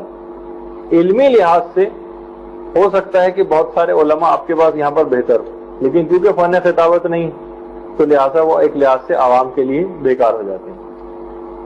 اچھا اب دیکھیے کہ بعض اوقات اس میں تھوڑا سا ٹائم بھی لگ سکتا ہے۔ دیکھیے آج مثلا آپ نے فن خطابت حاصل کر لیا، اس کے بعد آپ کی اولاد، یعنی اگر یہ سلسلہ چلا اس نسل کے اندر تو محققین یہ کہتے ہیں کہ تیسری نسل کے اندر ایسے خطیب پیدا ہوں گے کہ ان کو پوری دنیا میں کوئی ثانی نہیں ہوگا فن خطابت۔ لیکن مسئلہ یہ ہے اس کے اندر کہ ہر شخص ایک تو بہت جلدی مقام حاصل کرنا چاہتا ہے، شارٹ کٹ چاہتا ہے، اور اس کے بعد اس سلسلے کو اپنی نسل میں جاری نہیں کرتا، یہ ایک بہت بڑا مسئلہ ہو جاتا ہے۔ دوسرا ایک بہت بڑا اصول، دیکھیے پہلا اصول کیا ہے کہ ہمیشہ کامل خطیب اور ذاکرہ بننے کی کوشش کریں، ناقص نہیں، پرفیکٹ، مسائل بھی پرفیکٹ ہونے چاہیے، فضائل پرفیکٹ ہونے چاہیے، میسیجز جو دینے وہ بھی پرفیکٹ ہو، اس کے بھی طریقے آگے چل کے آنے والے۔ حسن طلب، یہ دوسرا اصول، ایسے انداز میں پیش کرنا۔ دیکھیے حسن طلب اصل میں اسلوب بیان کی ایک قسم ہے جس میں براہ راست کچھ مانگا نہیں جاتا۔ آپ دیکھیے بعض اوقات ہوتا یہ ہے کہ مثلا آپ نے تقریر شروع کی، عورتیں آپس میں باتیں کر رہی ہیں، آپ کو کہنا پڑ رہا ہے بھائی دیکھیے خاموش ہو جائیے، لوگ چل پھر رہے ہیں، آ جا رہے ہیں، آپ کو کہنا پڑتا ہے کہ بیٹھ جائیے۔ حسن طلب کے معنی یہ ہیں کہ بغیر کہے آپ کا مدعا اور مقصد پورا ہو جائے۔ مقصد آپ مثلا یہ ہے کہ آپ نے دیکھا ہوگا کہ بہت سارے فقیر جو مانگتے پھرتے ہیں گھروں میں، اگر آپ نے دیکھا ہوگا مثلا وہ کہتے ہیں اللہ کے نام پہ دے دیں تو لوگ انہیں دھتکارتے ہیں، پیچھے دھکیلتے ہیں۔ لیکن بہت سارے فقیر ایسے ہوتے ہیں جو حسن طلب سے کام لیتے ہیں، وہ مانگ ہی نہیں رہے، بس اہل بیت کی شان میں قصیدے پڑھے چلے جا رہے ہیں. ان کو نہ صرف کو دھتکارتا نہیں ہے بلکہ عام فقیروں کی نسبت ان کو زیادہ بھیک ملتی. کیا کہ انہوں نے اچھی آواز کے اندر قصیدے پڑھنے شروع کر دیے. مانگ کچھ نہیں رہے, ٹھیک ہے سائڈ میں کوئی برتن رکھا ہوا ہے پیسے ڈالنے والا, لیکن یعنی طریقہ کار آپ کا اتنا دلکش ہو ابتدائی سے کہ لوگوں کو آپ کو کچھ کہنے کی ضرورت نہ پیش آئے. یہ بھی ایک بہرحال اس کی ایک آگے چل کر ایک بیان ہونے والے ہیں طریقے. ایک طریقہ یہ بھی ہے جو اصول ہے, بلکہ جو تیسرا اصول جس کو کہا جائے وہ یہ ہے کہ باڈی لینگویج کا استعمال کریں تقریر میں. باڈی لینگویج سے کیا مراد ہے؟ مثلا آپ کوئی حدیث بیان کر رہی ہیں جس میں آپ کہہ رہی ہیں کہ رسول اسلام یہ بات سن کر مسکرائے, آپ کو مسکراتے ہوئے جملہ ادا کرنا, یہ باڈی لینگویج. مثلا امام نے یہ جملہ سننا تھا کہ غصے میں آ گئے, اب آپ کو غصے والی شکل بھی بنانی, مثلا آنکھیں آپ کو نکال دینی ہو جس طریقے سے غصے کے اندر انسان کوئی جملہ کہتا ہے, فیشیل ایکسپریشنز آپ کو دینے, بلکہ ہاتھوں کو بھی اگر تھوڑا سا موڑنا توڑنا پڑے آپ کو تو وہ بھی اس میں استعمال کی. نہیں, میں واقعی کہہ رہا ہوں کہ اس میں آپ استعمال کر سکتی. اس سے لوگ بالکل آپ کی طرف متوجہ رہیں گے اور ادھر ادھر ان کو دیکھنے کا, ان کی توجہ بٹنے کا آپ کو امکان نہیں رکھیں گے. باڈی لینگویج, امام ہی سن کر مسکرائے, امام غصے ہو گئے, امام نے یہ کہا, جو جس انداز کی آپ بات بیان کر رہی ہیں اس کے مطابق ہی اپنے لہجے کو بنا لیں. ایک تو چیز یہ. اس کے بعد کچھ علماء کا طریقہ ایک اور یہ بھی ہے, جیسے ابھی میں نے آپ کی خدمت میں چند ایک چٹکلے پیش کیے, آپ مہذب اور شائستہ چٹکلے بھی پیش کر سکتی ہیں. صرف چٹکلے کا مقصد خالی یہ نہیں ہوتا بلکہ کہ بات لوگوں کو سمجھ آ جائے. جس طریقے سے ایک بہت بڑے ہمارے عالم گزرے ہیں اور ذاکر بھی تھے, سید محمد دہلوی. میں نے خود تو ان کی کوئی تقریر نہیں سنی, کتابوں میں ان کے متعلق پڑھا کہ وہ بہت ہی اس طرح کے چٹکلے اپنی بات کو سمجھانے کے لیے بیان کرتے تھے کہ لوگ کو بالکل سمجھ آ جاتا. مثلا ایک دفعہ بیان کر رہے تھے وہ آیت ومن یشری نفسہ ابتغاء مرضات اللہ, بندوں میں کچھ نفوس ایسے ہیں جو اپنے نفس کو بیچ کے اللہ کی مرضی خرید لیتے. اب کہہ رہے ہیں وہ یہ چیز سمجھانے جا رہے تھے. اب انہوں نے یہ آیت پڑھی, اس کا ترجمہ پڑھا, اب سمجھائیں کیسے. اور انہوں نے کہا دیکھیے ایک دفعہ میں جا رہا تھا بازار, ایک مجھ کو مٹی کی ہانڈی بہت پسند آئی, میں نے اس کو خرید لیا, اور خرید کے بعد میں جب آگے چلا مجھے ایک اور جگہ جانا تھا, میں نے سوچا کہ اس ہانڈی کو لے کے کہاں کا نے اپنے نفس کو بیچ کر جنت خرید لی. اب چاہے گناہگار کو دے دیں چاہے نیکوکار کو دے دیں, اب یہ ان کی مرضی ہے, اللہ کو بھی بولنے میں کوئی حق نہیں. ایک لحاظ تو اب مسئلہ یہ کہ دیکھیں انہوں نے بہت ساری باتیں کہ نفس کو بیچ کر انہوں نے اللہ کی مرضی اور مثلا جنت وغیرہ کو خرید لیا ہے. تو اب اس سے یہ بات یہ کلیئر ہو گئی کہ مولا علی کے جو اختیارات ہیں وہ بتانے کے لیے انہوں نے ایک چٹکلے کا سہارا لیا. تو بعض اوقات شائستہ طریقے سے, شائستہ انداز میں آپ اس طرح سے بھی باتیں بیان کر سکتی ہیں. سید محمد دہلوی. اسی طریقے سے مثلا یہ بھی شاید سید محمد دہلوی صاحب کا ہی ہے کہ دیکھیے ذو معنی الفاظ کا استعمال یہ بھی مجلس کی جان ہوتا ہے. ذو معنی جملے, ذو معنی الفاظ استعمال کرنا جس کے کئی معنی نکلتے ہیں. مثلا کہنے لگے ایک دفعہ وہ واقعہ بیان کر رہے تھے کہ جو حضرت موسیٰ اور فرعون کا, کہ موسیٰ مثلا دریائے نیل کے اندر داخل ہو گئے اور دوسری طرف سے جب نکل گئے اور فرعون جو جب دریا کے بیچ میں اس کی اور اس کی فوج پہنچ گئی, تو اب انہوں نے دیکھے ذو معنی جملہ کیا استعمال کیا. فرعون مصری تھا, مصر کا رہنے والا تھا, بس مصری کی طرح سے پانی میں گھل گیا. اچھا اب دیکھیے نہیں انہوں نے مصری کے لفظ کو اس کے مصری ہونے پر کیسا انہوں نے ذو معنی جملہ استعمال کیا. تو 5, 10, 8, 10, 15 اس قسم کے ذو معنی الفاظ یہ بھی مجلس کی جان بن جاتے ہیں. بعض اوقات بات بھی سمجھ آ جاتی اور بہرحال ایک خطابت کا ایک اچھا انداز بھی لوگوں کے سامنے آتا ہے. اگلا اس کے اندر ایک نسخہ یہ ہے اپنی مجلس کو کامیاب بنانے کا کہ آپ ایک ڈائری ضرور مینٹین کریں. جس کسی بھی مجلس میں آپ جائیں, کسی درس میں جائیں, کوئی چیز اچھی آپ سنیں, اس ڈائری کے اندر وہ نقطہ جو آپ کو کلک کرے کہ یہ بہت اچھا پوائنٹ مجھ کو آج ملا, فوراً اس کو نوٹ کر لیں. اس طرح سے اس ڈائری کے اندر اچھے نکات کا خزانہ آپ کے پاس جمع ہو جائے گا, اچھے نکات کا خزانہ آپ کے پاس آ جائے گا, اور یہ پھر ساری زندگی اس میں اضافے ہی ہوتے جائیں گے, اور آپ کو اس کے بعد کوئی مجلس پڑھنے میں کبھی بھی کوئی مسئلہ نہیں ہوگا. یعنی دیکھیے مجلس ایسی ہونی چاہیے جس کا ایک ایک جملہ اور ایک ایک لفظ بالکل نپا تلا اور جچا ہوا ہو. بالکل جس طرح انگوٹھی میں نگینے کی طرح سے فٹ ہوتا ہے اس طریقے سے وہ جملہ وہاں پر موجود ہو. یعنی آپ کو اس انداز کی مجلس بور قسم کی ثقیل خشک فلسفیانہ یہ مجالس کو بنانے کی کوشش نہ کریں. اچھا ایک تو یہ کہ نکات کا خزانہ آپ کے پاس ہونا چاہیے اور وہ آپ کو مجلس سے زیادہ سن سن کر وہ نکات پتہ چلیں گے اور کتابیں مطالعے سے بھی پتہ چلیں گے. اچھا پھر اس کے بعد ایک اور بات اور یاد رکھیے کہ اچھے ذاکر اور ذاکرہ کی ایک اور مجلس کو کامیاب بنانے کی خصوصیت یہ ہے کہ اس کا لہجہ بہت اچھا ہو اور مسکراتا ہوا چہرہ ہو. میری اور محمد بھائی کی طرح اگر غسیلہ چہرہ کسی کا ہے تو وہ پھر اچھی مجلس نہیں پڑھ سکے گا. اچھا پھر ایک اور بات اس کے اندر آپ کو خاص طور پر اور آپ کو دیکھنی ہے وہ یہ ہے, یہ بھی اصول کے طور پر کہ ذاکری ہمیشہ بالکل ابتدا سے سیکھنی چاہیے, بالکل ابتدا سے. یہ نہیں کہ بس آپ نے ایک اسکرپٹ رٹ لی اور مجلس کے اندر مثلا آپ نے پڑھنی شروع کر دی. بالکل ابتدا سے ذاکری کے معنی یہ ہے کہ اعوذ باللہ من الشیطان الرجیم بھی جب آپ پڑھ رہی ہیں تو اس کا لہجہ کیسا ہونا چاہیے, بسم اللہ الرحمن الرحیم کس طرح سے پڑھنی چاہیے, ممبر پہ یا کرسی کے اوپر بیٹھنا کس انداز سے چاہیے, لباس آپ کا کیسا ہونا چاہیے, لوگ کس طریقے سے آپ کو دیکھنا چاہیے, حتیٰ کہ ممبر پہ بھی بیٹھنے کے طریقے ہیں کہ ٹانگیں کس طرف ہوں اور جسم کس طرف ہو اور پہلو کو کیسے بدلنا ہے وغیرہ وغیرہ. تو یہ دیکھیے بہت ساری چیزیں ایسی ہیں کہ ذاکری کے اندر بالکل ابتدا سے آپ کو سیکھنا ہے, ایک دم سے چھلانگ مار کر آخری چیزوں کے اوپر نہیں چلے جانا ہے. پھر ایک اور جو اصول ہے اس کا وہ جس سے لوگ اکثر ڈسہارٹ ہو جاتے ہیں, تنقید کرنے والوں اور معترضین کی باتوں پر خصوصیت سے توجہ دینی ہے. یہ ان سے بہتر کوئی آپ کو گائیڈ کرنے والا نہیں. زیادہ تر عام طور پہ لوگ یہ ہوتا ہے کہ آپ نے مجلس پڑھنی شروع کی اور وہ آ جاتے ہیں آپ کے پاس رشتہ دار وغیرہ شرما حضوری میں, اور کہتے ہیں ماشاءاللہ بہت اچھی مجلس پڑھی, اور تنقید نہیں کرتے. تو آپ تنقید کرنے والے اور معترضین کو تلاش کیجیے جو آپ کے نقائص نوٹ کر کر کے بتائیں ہیں کہ یہاں آپ نے غلطی کی. شروع میں جب آپ ان کی باتوں کو سن کر اپنی اصلاح کریں گی, ایک موقع ایسا آئے گا کہ آپ کو تعریفیں سننے کو ملیں گے کہ وہ نقائص دور ہو جائیں گے سب.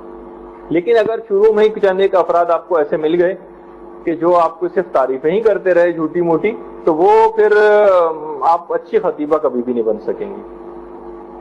اچھا اب اس کے اندر ایک بات اور, یہ بھی اصول کے طور پر, اگر آپ کو بہترین ٹاپ کی خطیبہ بننا ہے, ٹاپ کی ذاکرہ بننا ہے پاکستانی, تو آپ کو ایک چیز کرنی, ہر وقت ہر جگہ تقریر کی پریکٹس کرنی. دیکھیے میں پتہ نہیں کسی کتاب میں یا کسی اخبار میں کسی رسالے میں پڑھ رہا تھا, مثال تو اتنی اچھی نہیں ہے, کہ بنگال سے آنے والا ایک شخص تھا کہ جو یہاں پہ مختلف جگہوں پہ ملازمت کرتا تھا, کام اس کا کام بس ہر وقت یہ تھا کہ ہر وقت وہ گانے ہی گاتا رہتا تھا. باتھ روم کی صفائی کر رہا ہے تو گانے گا رہا ہے, اور پلیٹ صاف کر رہا ہے تو گانے گا رہا ہے, اور رستے میں مثلا ہوٹل روٹی لینے جا رہا ہے تو گانے گاتا ہوا جا رہا ہے, گھر میں ہے تو گانے گا رہا ہے. تھوڑے دن میں جب وہ اپنے بنگال ملک واپس گیا, بنگلہ دیش, تو اس نے وہاں سے استعفیٰ بھجوا دیا کہ میں یہاں پر میوزک ڈائریکٹر لگ گیا ہوں. اور تو اب اس سے آپ اندازہ لگائیے کہ اچھا یہ مقام, چلیں وہ غلط صحیح, وہ حرام صحیح, غنا اور موسیقی, لیکن اس نے ایک مقام حاصل کیا, وہ کس سے, بار بار کی مشق اور پریکٹس سے. کوئی دن ایسا نہیں جاتا جس دن وہ مشق اور پریکٹس نہ کرتا ہو. اٹھتے بیٹھتے سوتے جاگتے ہر وقت سمجھیں کلاس سے آپ کو اس کا خط دماغ پر سوار رکھنا ہے, تب کہیں جا کر آپ بہترین ٹاپ کی مقررہ بنیں گے. ورنہ یہ ہوگا کہ وہی جو میں نے کہا نا, ناقص اور ادھوری ذاکرہ بن کر آپ آ جائیں گی. میٹر کیونکہ آپ ذرا اچھا سا آپ اپنا مینٹین کر لیتی ہیں, لوگوں میں آپ کی تھوڑی سی ہو جاتی, لیکن آپ ایک جو ایکسٹریم اور ایک ٹاپ ہے وہ حاصل نہیں کر سکیں گے. ہر وقت اور ہر جگہ پریکٹس کرنی. اچھا پھر اس کے بعد ایک اور ہے, یہ بھی اصولوں میں سے ہے اس کی, کہ بہترین مثالوں سے اپنی تقریر کو سجائیں. مثالیں بڑی پرفیکٹ لے کر آئیں. اس سے لوگوں میں ایک تو میسج بھی پہنچتا ہے, مثالوں سے بات واضح ہوتی ہے, اور یہ بہت ضروری بھی ہے. اس کے علاوہ خاص طور پر آپ کوشش یہ کریں کہ بڑے بڑے اور مشہور علماء اور اچھے ذاکرین جو ہیں ان کی تقاریر کی کیسٹ سنیں. ان کے ایک ایک دیکھیں گے انہوں نے کس جملے پر کیسا زور دیا, کہاں پر یہ جا کر رک گئے, کہاں انہوں نے اپنی بات میں وزن پیدا کرنے کے لیے فلاں مثال دی. ان کے تمام اسٹائل سے آپ نوٹ کریں, اور پھر اس سے آپ کو بہت کچھ سیکھنے کو ملے گا. بڑے مشہور علماء اور اچھے ذاکرین. اچھے ذاکرین میں نے خاص طور پر اچھے کے لفظ کے اوپر زور دیا ہے، ورنہ ہر طرح کے موجود ہیں یہاں پر. اچھا، کوشش یہ کریں کہ تقریر جو ہے اگرچہ کچھ اس کے اندر چند ایک مزاح سے متعلق بھی کچھ باتیں ہوں، لوگوں کی ذرا تفریح تباہ کے لیے جس پہ لوگ کچھ مسکرائیں، لیکن یہ چیز زیادہ نہیں ہونی چاہیے. تقریر مجموعی طور پر سنجیدہ ہونی چاہیے، ورنہ وہ ایک مداری کا تماشا بن جاتی ہے. تقریر کے اندر بہت زیادہ ایسی مثالیں ہیں جس میں لوگ بہت زیادہ ہنسیں. نہیں، آپ کو بس تقریر مجموعی طور پر سنجیدہ ہو اور اس میں ہنسی مذاق زیادہ نہ ہو. اچھا، اس کے بعد تقریر کرتے کرتے، یہ بھی اصولوں میں سے اس کے ایک ہے، تقریر کرتے کرتے ایک دم سے کسی اہم بات سے پہلے خاموش ہو جانا. بلکہ باقاعدہ نوبل انعام یافتہ ایک ریڈیارڈ کپلنگ نام کا ایک آدمی گزرا ہے، اس نے کہا کہ کسی بھی تقریر کے اندر خاموشی کے وقفے کا برمحل استعمال اس سے بڑھ کر کوئی چیز ہی نہیں. یہ اب آپ کو خود دیکھنا پڑے گا کہ کس کس جگہ کوئی بھی اہم امپورٹنٹ بات کہنے سے پہلے ایک چند سیکنڈ کا ایک وقفہ دے دینا. حاضرین، ایک سناٹا سو مجمع پہ چھایا ہوا ہوگا کہ اب آپ کیا کہنے جا رہے ہیں. یعنی یہ چیز تقریر کی جان ہوتی ہے. اب یہ آپ کو دیکھیے، وہ میں نے کہا نا ساری علم تقریر میں آج ہی تو آپ کی خدمت میں نہیں ڈیل سکتا، یعنی لیکن یہ کہ آپ کو اس کی کیونکہ آپ مجالس پڑھتی ہیں تو آپ خود اس کی جگہ جو ہے اپنے اندر پیدا کریں گے. اچھا، پھر اس کے بعد ایک اور اصول یہ ہے، بلکہ ایک لحاظ سے شروع میں ایک غلطی بھی ہوتی ہے خواتین سے، وہ یہ ہوتی ہے کہ ابتدائیہ جو ہوتا ہے کسی بھی مجلس کا، یہ بہت خشک، بیکار اور بور سا ہوتا ہے. بیکار تو نہیں، یعنی بور ہوتا ہے. پہلا جملہ ہی خطبے کے بعد ابتدائی جملے ہی اتنے اسٹرانگ ہوں کہ مجلس کو آپ شروع سے اٹھا دیں. ورنہ عام طور پہ ہم نے دیکھا ہے کہ 10 15 20 منٹ تو بس ایسی روکھی پھیکی سی مجلس ہوتی، پھر اس میں کچھ جان آنی شروع ہوتی. اس کی بہترین مثال مثلا اگر آپ مولانا عقیل الغربی کی تقریر سنیں، وہ پہلے ہی جملوں سے ان کے بابا شروع ہو جاتی، یعنی شروع کے جملوں سے وہ تقریر کو اٹھا دیتے. یہ نہیں کہ مثلا بہت شروع میں 15 20 منٹ تک تو ذرا بور قسم کی گفتگو، اس کے بعد کچھ تقریر میں جان پیدا ہونی شروع ہوئی. پھر اس کے بعد ایک اصول یہ ہے اچھی تقریر کرنے کا کہ آپ اہم الفاظ پر زور دیں. آپ نے اہم الفاظ کو بھی عام طریقے سے ادا کیا تو پھر مزہ نہیں آئے گا تقریر کے اندر. اہم الفاظ کے اوپر زور دینا. اور چند ایک باتیں میں اس لحاظ سے بھی بطور طبیب بھی آپ کی خدمت میں عرض کر دوں کہ تقریر سے پہلے آپ نے پیٹ بھر کے کھانا نہ کھایا ہوا، تقریباً بلکہ 3 سے 4 گھنٹے پہلے اگر آپ نے کھانا کھایا ہو تو ٹھیک، لیکن تقریر سے مثلا آپ کو جانا ہے، رات کو آپ کو تقریر کرنی ہے 9 بجے اور آپ 8 بجے گھر سے فل کھانا کھا کے چلی ہیں، تو اس سے یہ ہوگا کہ سارے بلڈ سرکولیشن آپ کا پیٹ کی طرف ہوگا، دماغ کی طرف بلڈ سپلائی کم ہو جائے گی، تو آپ چیزیں بھولیں گی بھی اور آپ کو تقریر میں ذرا مشکل پیش آئے گی. تو کوشش یہ کریں کہ بہت ہی ہلکا لیں. اگر کھانا آپ نے نہیں کھایا ہوا تو کچھ ہلکی غذا کہ بالکل کمزوری بھی نہ ہونے پائے، لیکن بھرا ہوا پیٹ نہیں ہونا چاہیے. پھر ایک اور بات اس کے اندر کہ جو ایک لحاظ سے دیکھا جائے تو یہ عیب شمار ہوتا ہے کسی بھی مقرر کا، وہ یہ ہے کہ آپ اپنے متعلق کوئی بات تقریر میں نہ کہیں. یہ بالکل بھی صحیح نہیں. اپنے متعلق کیا کہ مثلا آپ جانتے ہیں کہ میں اس قسم کی تقریر کی عادی نہیں ہوں اور میرا اسٹائل یہ ہے اور میں اس قسم کی گفتگو کرتی ہوں. یا بہت سارے ذاکرین کو ہم نے سنا ہے کہ آپ کو پتا ہے کہ میں زیادہ روایت پڑھنے کا عادی نہیں ہوں، میں ہمیشہ مثلا قرآن سے گفتگو کرتا ہوں یا کرتی ہوں. اس قسم کی کوئی بات اس میں یہ سامعین کو پسند نہیں آتے. اس طرح کے جملے، اس میں تکبر کی بھی جھلک آتی، تو سننے والے اس طرح کے جملوں کو پسند نہیں کرتے. یہ میں کہ کوئی بھی جملے اپنے متعلق کوئی آپ اس کے اندر نہ کریں. اچھا، پھر ایک اور بھی بات، کبھی بہرحال لوگوں کے اندر اچھی خصوصیات کا تذکرہ جب کریں تو کہیں آپ کا لفظ استعمال کریں، اور جب کسی نقص کا تذکرہ کریں تو ہم کا لفظ استعمال کریں. اس وقت آپ نہ کہہ دیں نقص بیان کرتے وقت. اچھا، پھر اس کے بعد ایک اور چیز جو دیکھیے سارے پوائنٹس ہیں تقریر کے. پھر اس کے بعد الکلام یجر الکلام، بات سے بات کو پیدا کریں. یہ تقریر کا ایک خاصہ ہوتا ہے. ایک بات اس سے بات، پھر اس سے نئی باتیں، اس سے نئی بات، اس طرح سے باتوں سے باتیں پیدا کرنی. اچھا اب مثلاً کیسے؟ دیکھیے سب سے پہلے تو مثلاً یہ کہ آپ کو خطبہ پڑھنا ہے. وہی میں نے کہا خطبہ صحیح عربی میں اچھے تلفظ کے ساتھ آپ کو پڑھنا ہے، صحیح مخارج کے ساتھ. اور پڑھنے کا بھی ایک تو قرأت قرآن کا اسٹائل ہوتا ہے، وہ والا اسٹائل بھی نہ ہو. قرأت نہیں کرنی آپ کو خطبہ پڑھنا ہے لیکن عام سے کچھ لہجے سے ہٹ کر پڑھنا ہے، لیکن وہ قرأت کی طرح سے بھی نہیں پڑھنا. اب وہ تو میں نے کہا نا، دیکھیے ایک استاد کی ضرورت پیش آئے گی جو آپ کی باتیں سنے، یعنی آپ کی تقریر سنے اور اس میں آپ کے لہجوں کی مثلا اصلاح کرے. نہیں بس دیکھیے وہ اس کے اندر بعض اوقات وہ ہو جاتا ہے کہ جو یہ بھی ہمارے استاد، ہاں وہ نہیں، وہی میں نے کہا نا کہ جیسے ہمارے استاد محترم ان کا کہنا یہ کہ میں کبھی کسی لوگ مجھے دے جاتے ہیں کہ بھائی ہم نے دیکھی مدرسے کے لیے یہ کتابیں لکھی ہیں نصاب کے طور پر، کیونکہ آپ ہی کہتے ہیں کہ بھائی مدرسوں میں غلط پڑھایا جا رہا ہے، تو اب ہم نے کتابیں لکھی ہیں، اب ان کی اصلاح بھی آپ ہی کیجیے. تو انہوں نے کہا کہ بعض اوقات میری مثال، یعنی اب ان کا جو جملہ ہے بہرحال یہ تو انہوں نے مزاح کے طور پر کہی کہ اس گدھے کی سی مثال بن جاتی ہے کہ جس نے بیل کو مشورہ دیا تھا، گدھے نے بیل سے کہا کہ تم کیا یہ ہر وقت گول گول اس کی گرد گھومتے رہتے. تو اس نے کہا بھائی میں کیا کروں، مالک کا ہے. اس نے کہا تم ایسا کرو بیمار پڑ جاؤ. اچھا بیل صاحب جو ہے وہ بیمار پڑ گئے. تو بیمار تو وہ پڑ گئے لیکن ہوا کیا اس کے بعد؟ بیل کا بھی جو کام تھا وہ گدھے کے ذمے سپرد کر دیا گیا. تو بعض اوقات یہ ہوتا ہے کہ مثلا اگر آپ یہ کہیں گے بھائی آپ کے اندر یہ نقائص اور باریکی ہیں، تو لوگ کہتے ہیں پھر آپ ہی اب اس کی اصلاح کیجیے، اب آپ ہی کو ساری کلاسیں آئندہ بھی لینی ہیں. تو پھر یہ مسئلہ اس کے اندر پیش آ جاتا ہے. تو بہرحال اس میں ضروری نہیں ہے کہ میں ہی لوں، مثلا نہیں کہ کوئی بھی آپ یہاں پہ اتنے اچھے اچھے جو بہترین مجلس پڑھنے کے لیے آتے ہیں، یعنی جو مجھ سے زیادہ بہتر اس فن سے چیزوں سے بخوبی آگاہ ہیں، ان سے بھی کلاس کا ارینجمنٹ کروا سکتی ہیں. اچھا پھر اس کے بعد جو اگلا اصول ہے وہ یہ ہے کہ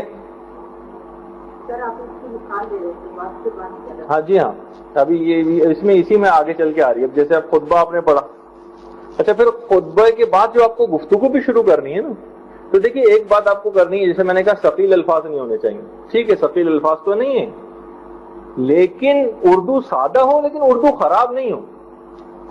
یعنی میں نے بہت زیادہ یہ میں آپ کو بار بار ڈاکٹر سلمان دورابی نے بھی اس کی طرف اشارہ کیا تھا، آپ نے سنا ہوگا کہ اردو کو اپنے آپ کو بہتر بنانا، چاہے انگریزی اتنی بہتر نہ بھی بنائیں. یہ میں ان کی طرف سے تھوڑا سا ہو، کیونکہ یہاں پہ جب بلکہ بہت سی آپ میں سے جو عربی اور فارسی کے لیے گفتگو کر رہی تھی، تو پہلا تو اس سے بھی زیادہ درجہ اردو ٹھیک ہونے کا ہے.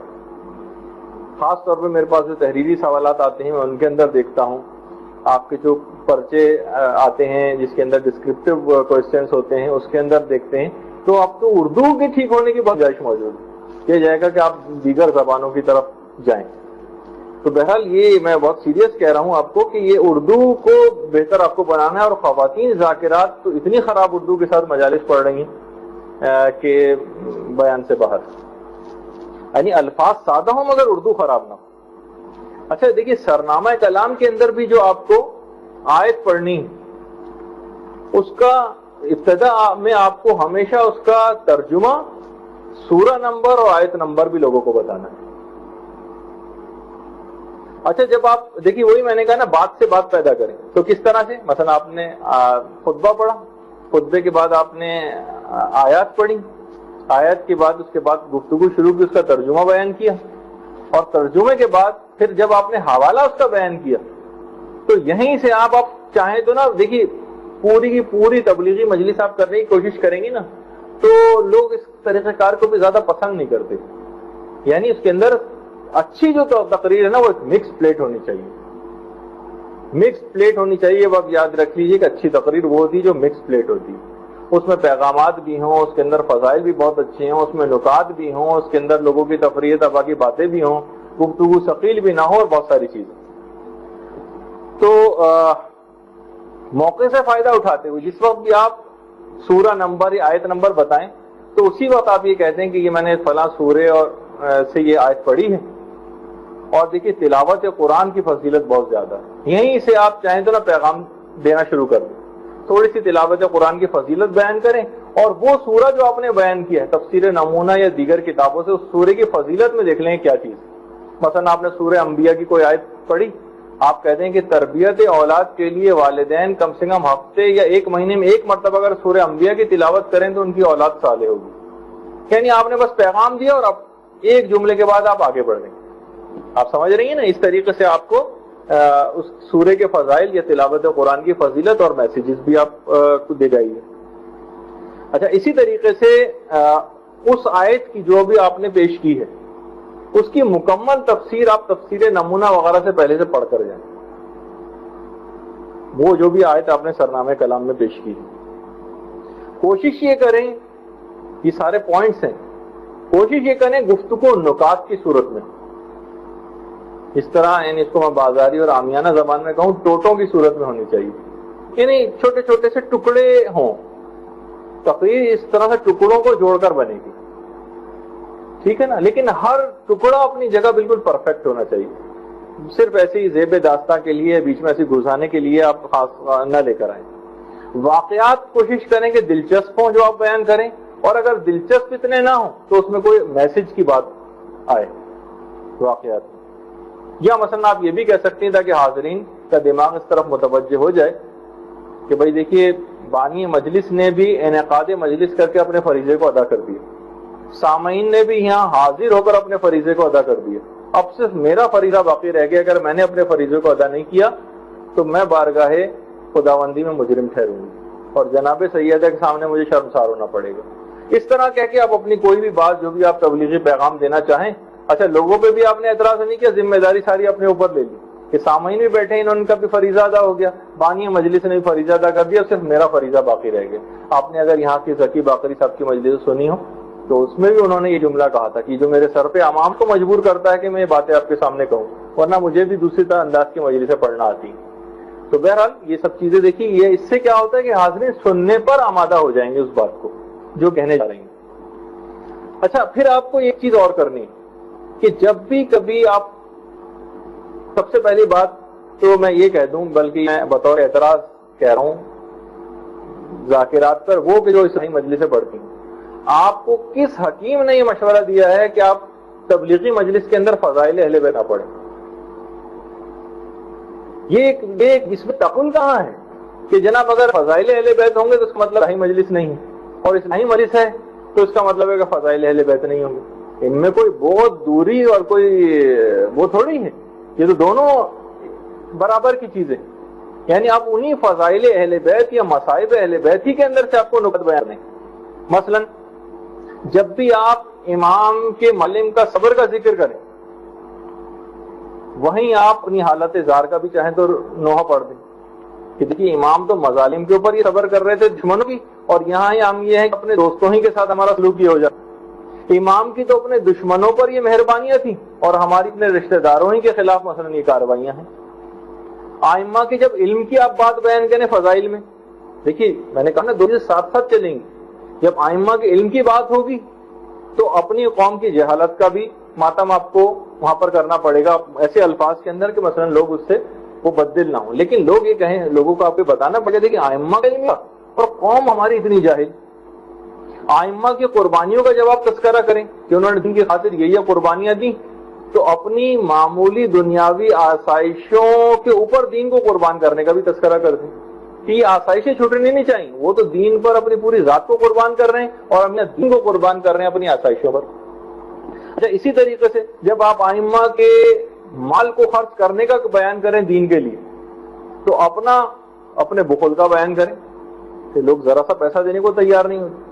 جس وقت خواتین اہل بیت کا آپ تذکرہ کریں تو اپنی خواتین کا بھی اس وقت تذکرہ کر دیں کہ دیکھیے یہ خاندان اہل بیت کی خواتین اور یہ ہماری خواتین، یہ اہل بیت کے بچے، خاندان اہل بیت بچے اور ہماری غیر تربیت یافتہ اولادیں، یعنی دیکھیے اس طرح سے بزرگان جو بزرگ ہیں اہل بیت کے خاندان، جب حبیب ابن مظاہر اور حضرت فضہ کا آپ تذکرہ کریں تو پھر اپنے بزرگوں کی طرف بھی کچھ اشارہ کر دیں۔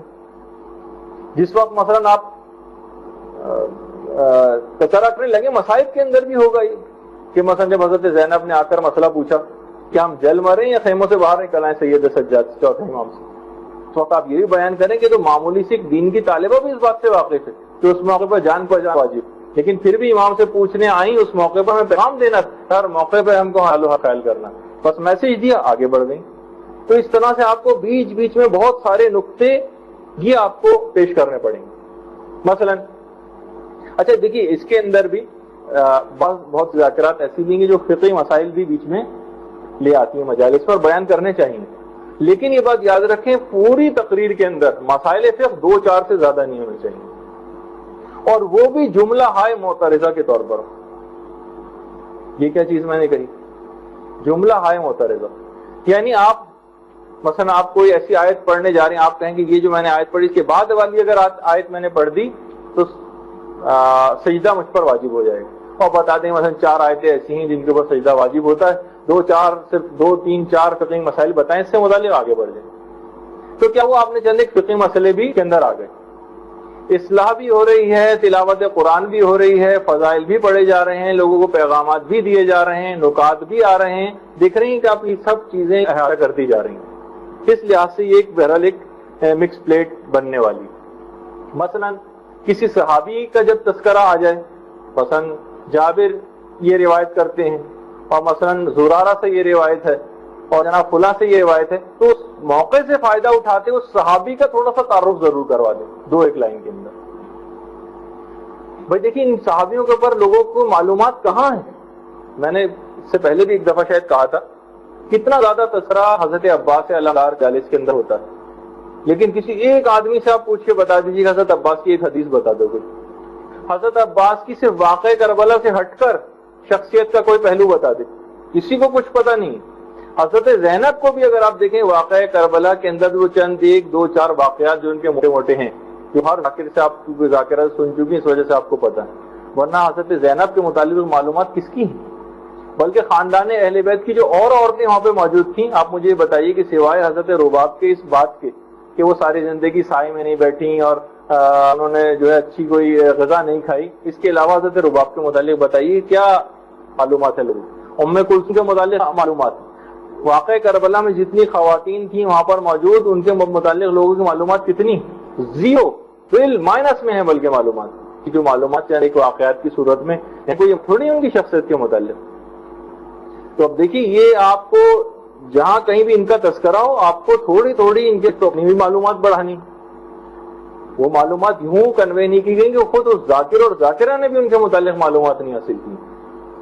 تو آپ پہلے تو ان کے متعلق معلومات حاصل کیجئے، اس صحابی کے متعلق اس کے اوپر پوری تقریریں آپ کہاں کریں گی؟ ان صحابی کے حالات پر کسی عالم تذکرہ جب آپ کریں اس عالم کے متعلق تھوڑی سی آپ کی پریپریشن ہونی چاہیے، کیونکہ میں نے کہا نا تقریریں ساری آپ کی اسکرپٹ ہونی چاہیے، پوری ایک جملہ آپ کو رٹا ہونا چاہیے۔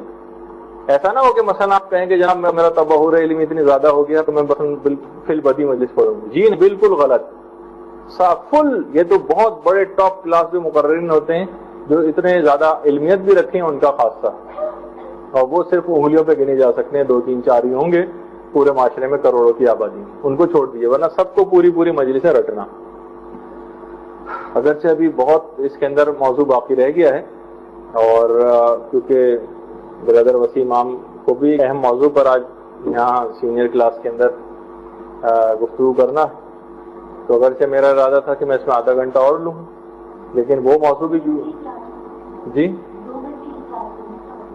ہاں، لیکن ان سے میری جو بات ہوئی تو بہرحال یہ مجھے یہی اس سے نتیجہ نکلا تھا کہ شاید ان کو بھی 1.5 گھنٹے کی لینا ہے کیونکہ ان کا موضوع بڑا ہے۔ لیکن بہرحال یہ جو موضوع اس کا جو اختتامی پارٹ اس کا رہ گیا ہے یہ ابھی میں اوپر ایڈوانس کلاس کے اندر جا کے مکمل کر دوں، تو آپ میں سے جو سینئر اس نیچے والی کلاس کے اندر جو طالبات پڑھتی ہیں وہ بعد میں اس کا کیسٹ بھی لے سکتی ہیں، لیکن وہ موضوع بھی کیونکہ اہم ہے اس لحاظ سے وہ آپ سنیے، اور اس کے بعد جو اس متعلق مزید معلومات لینا چاہیں وہ اس درس کا کیسٹ لے کر اس سے معلومات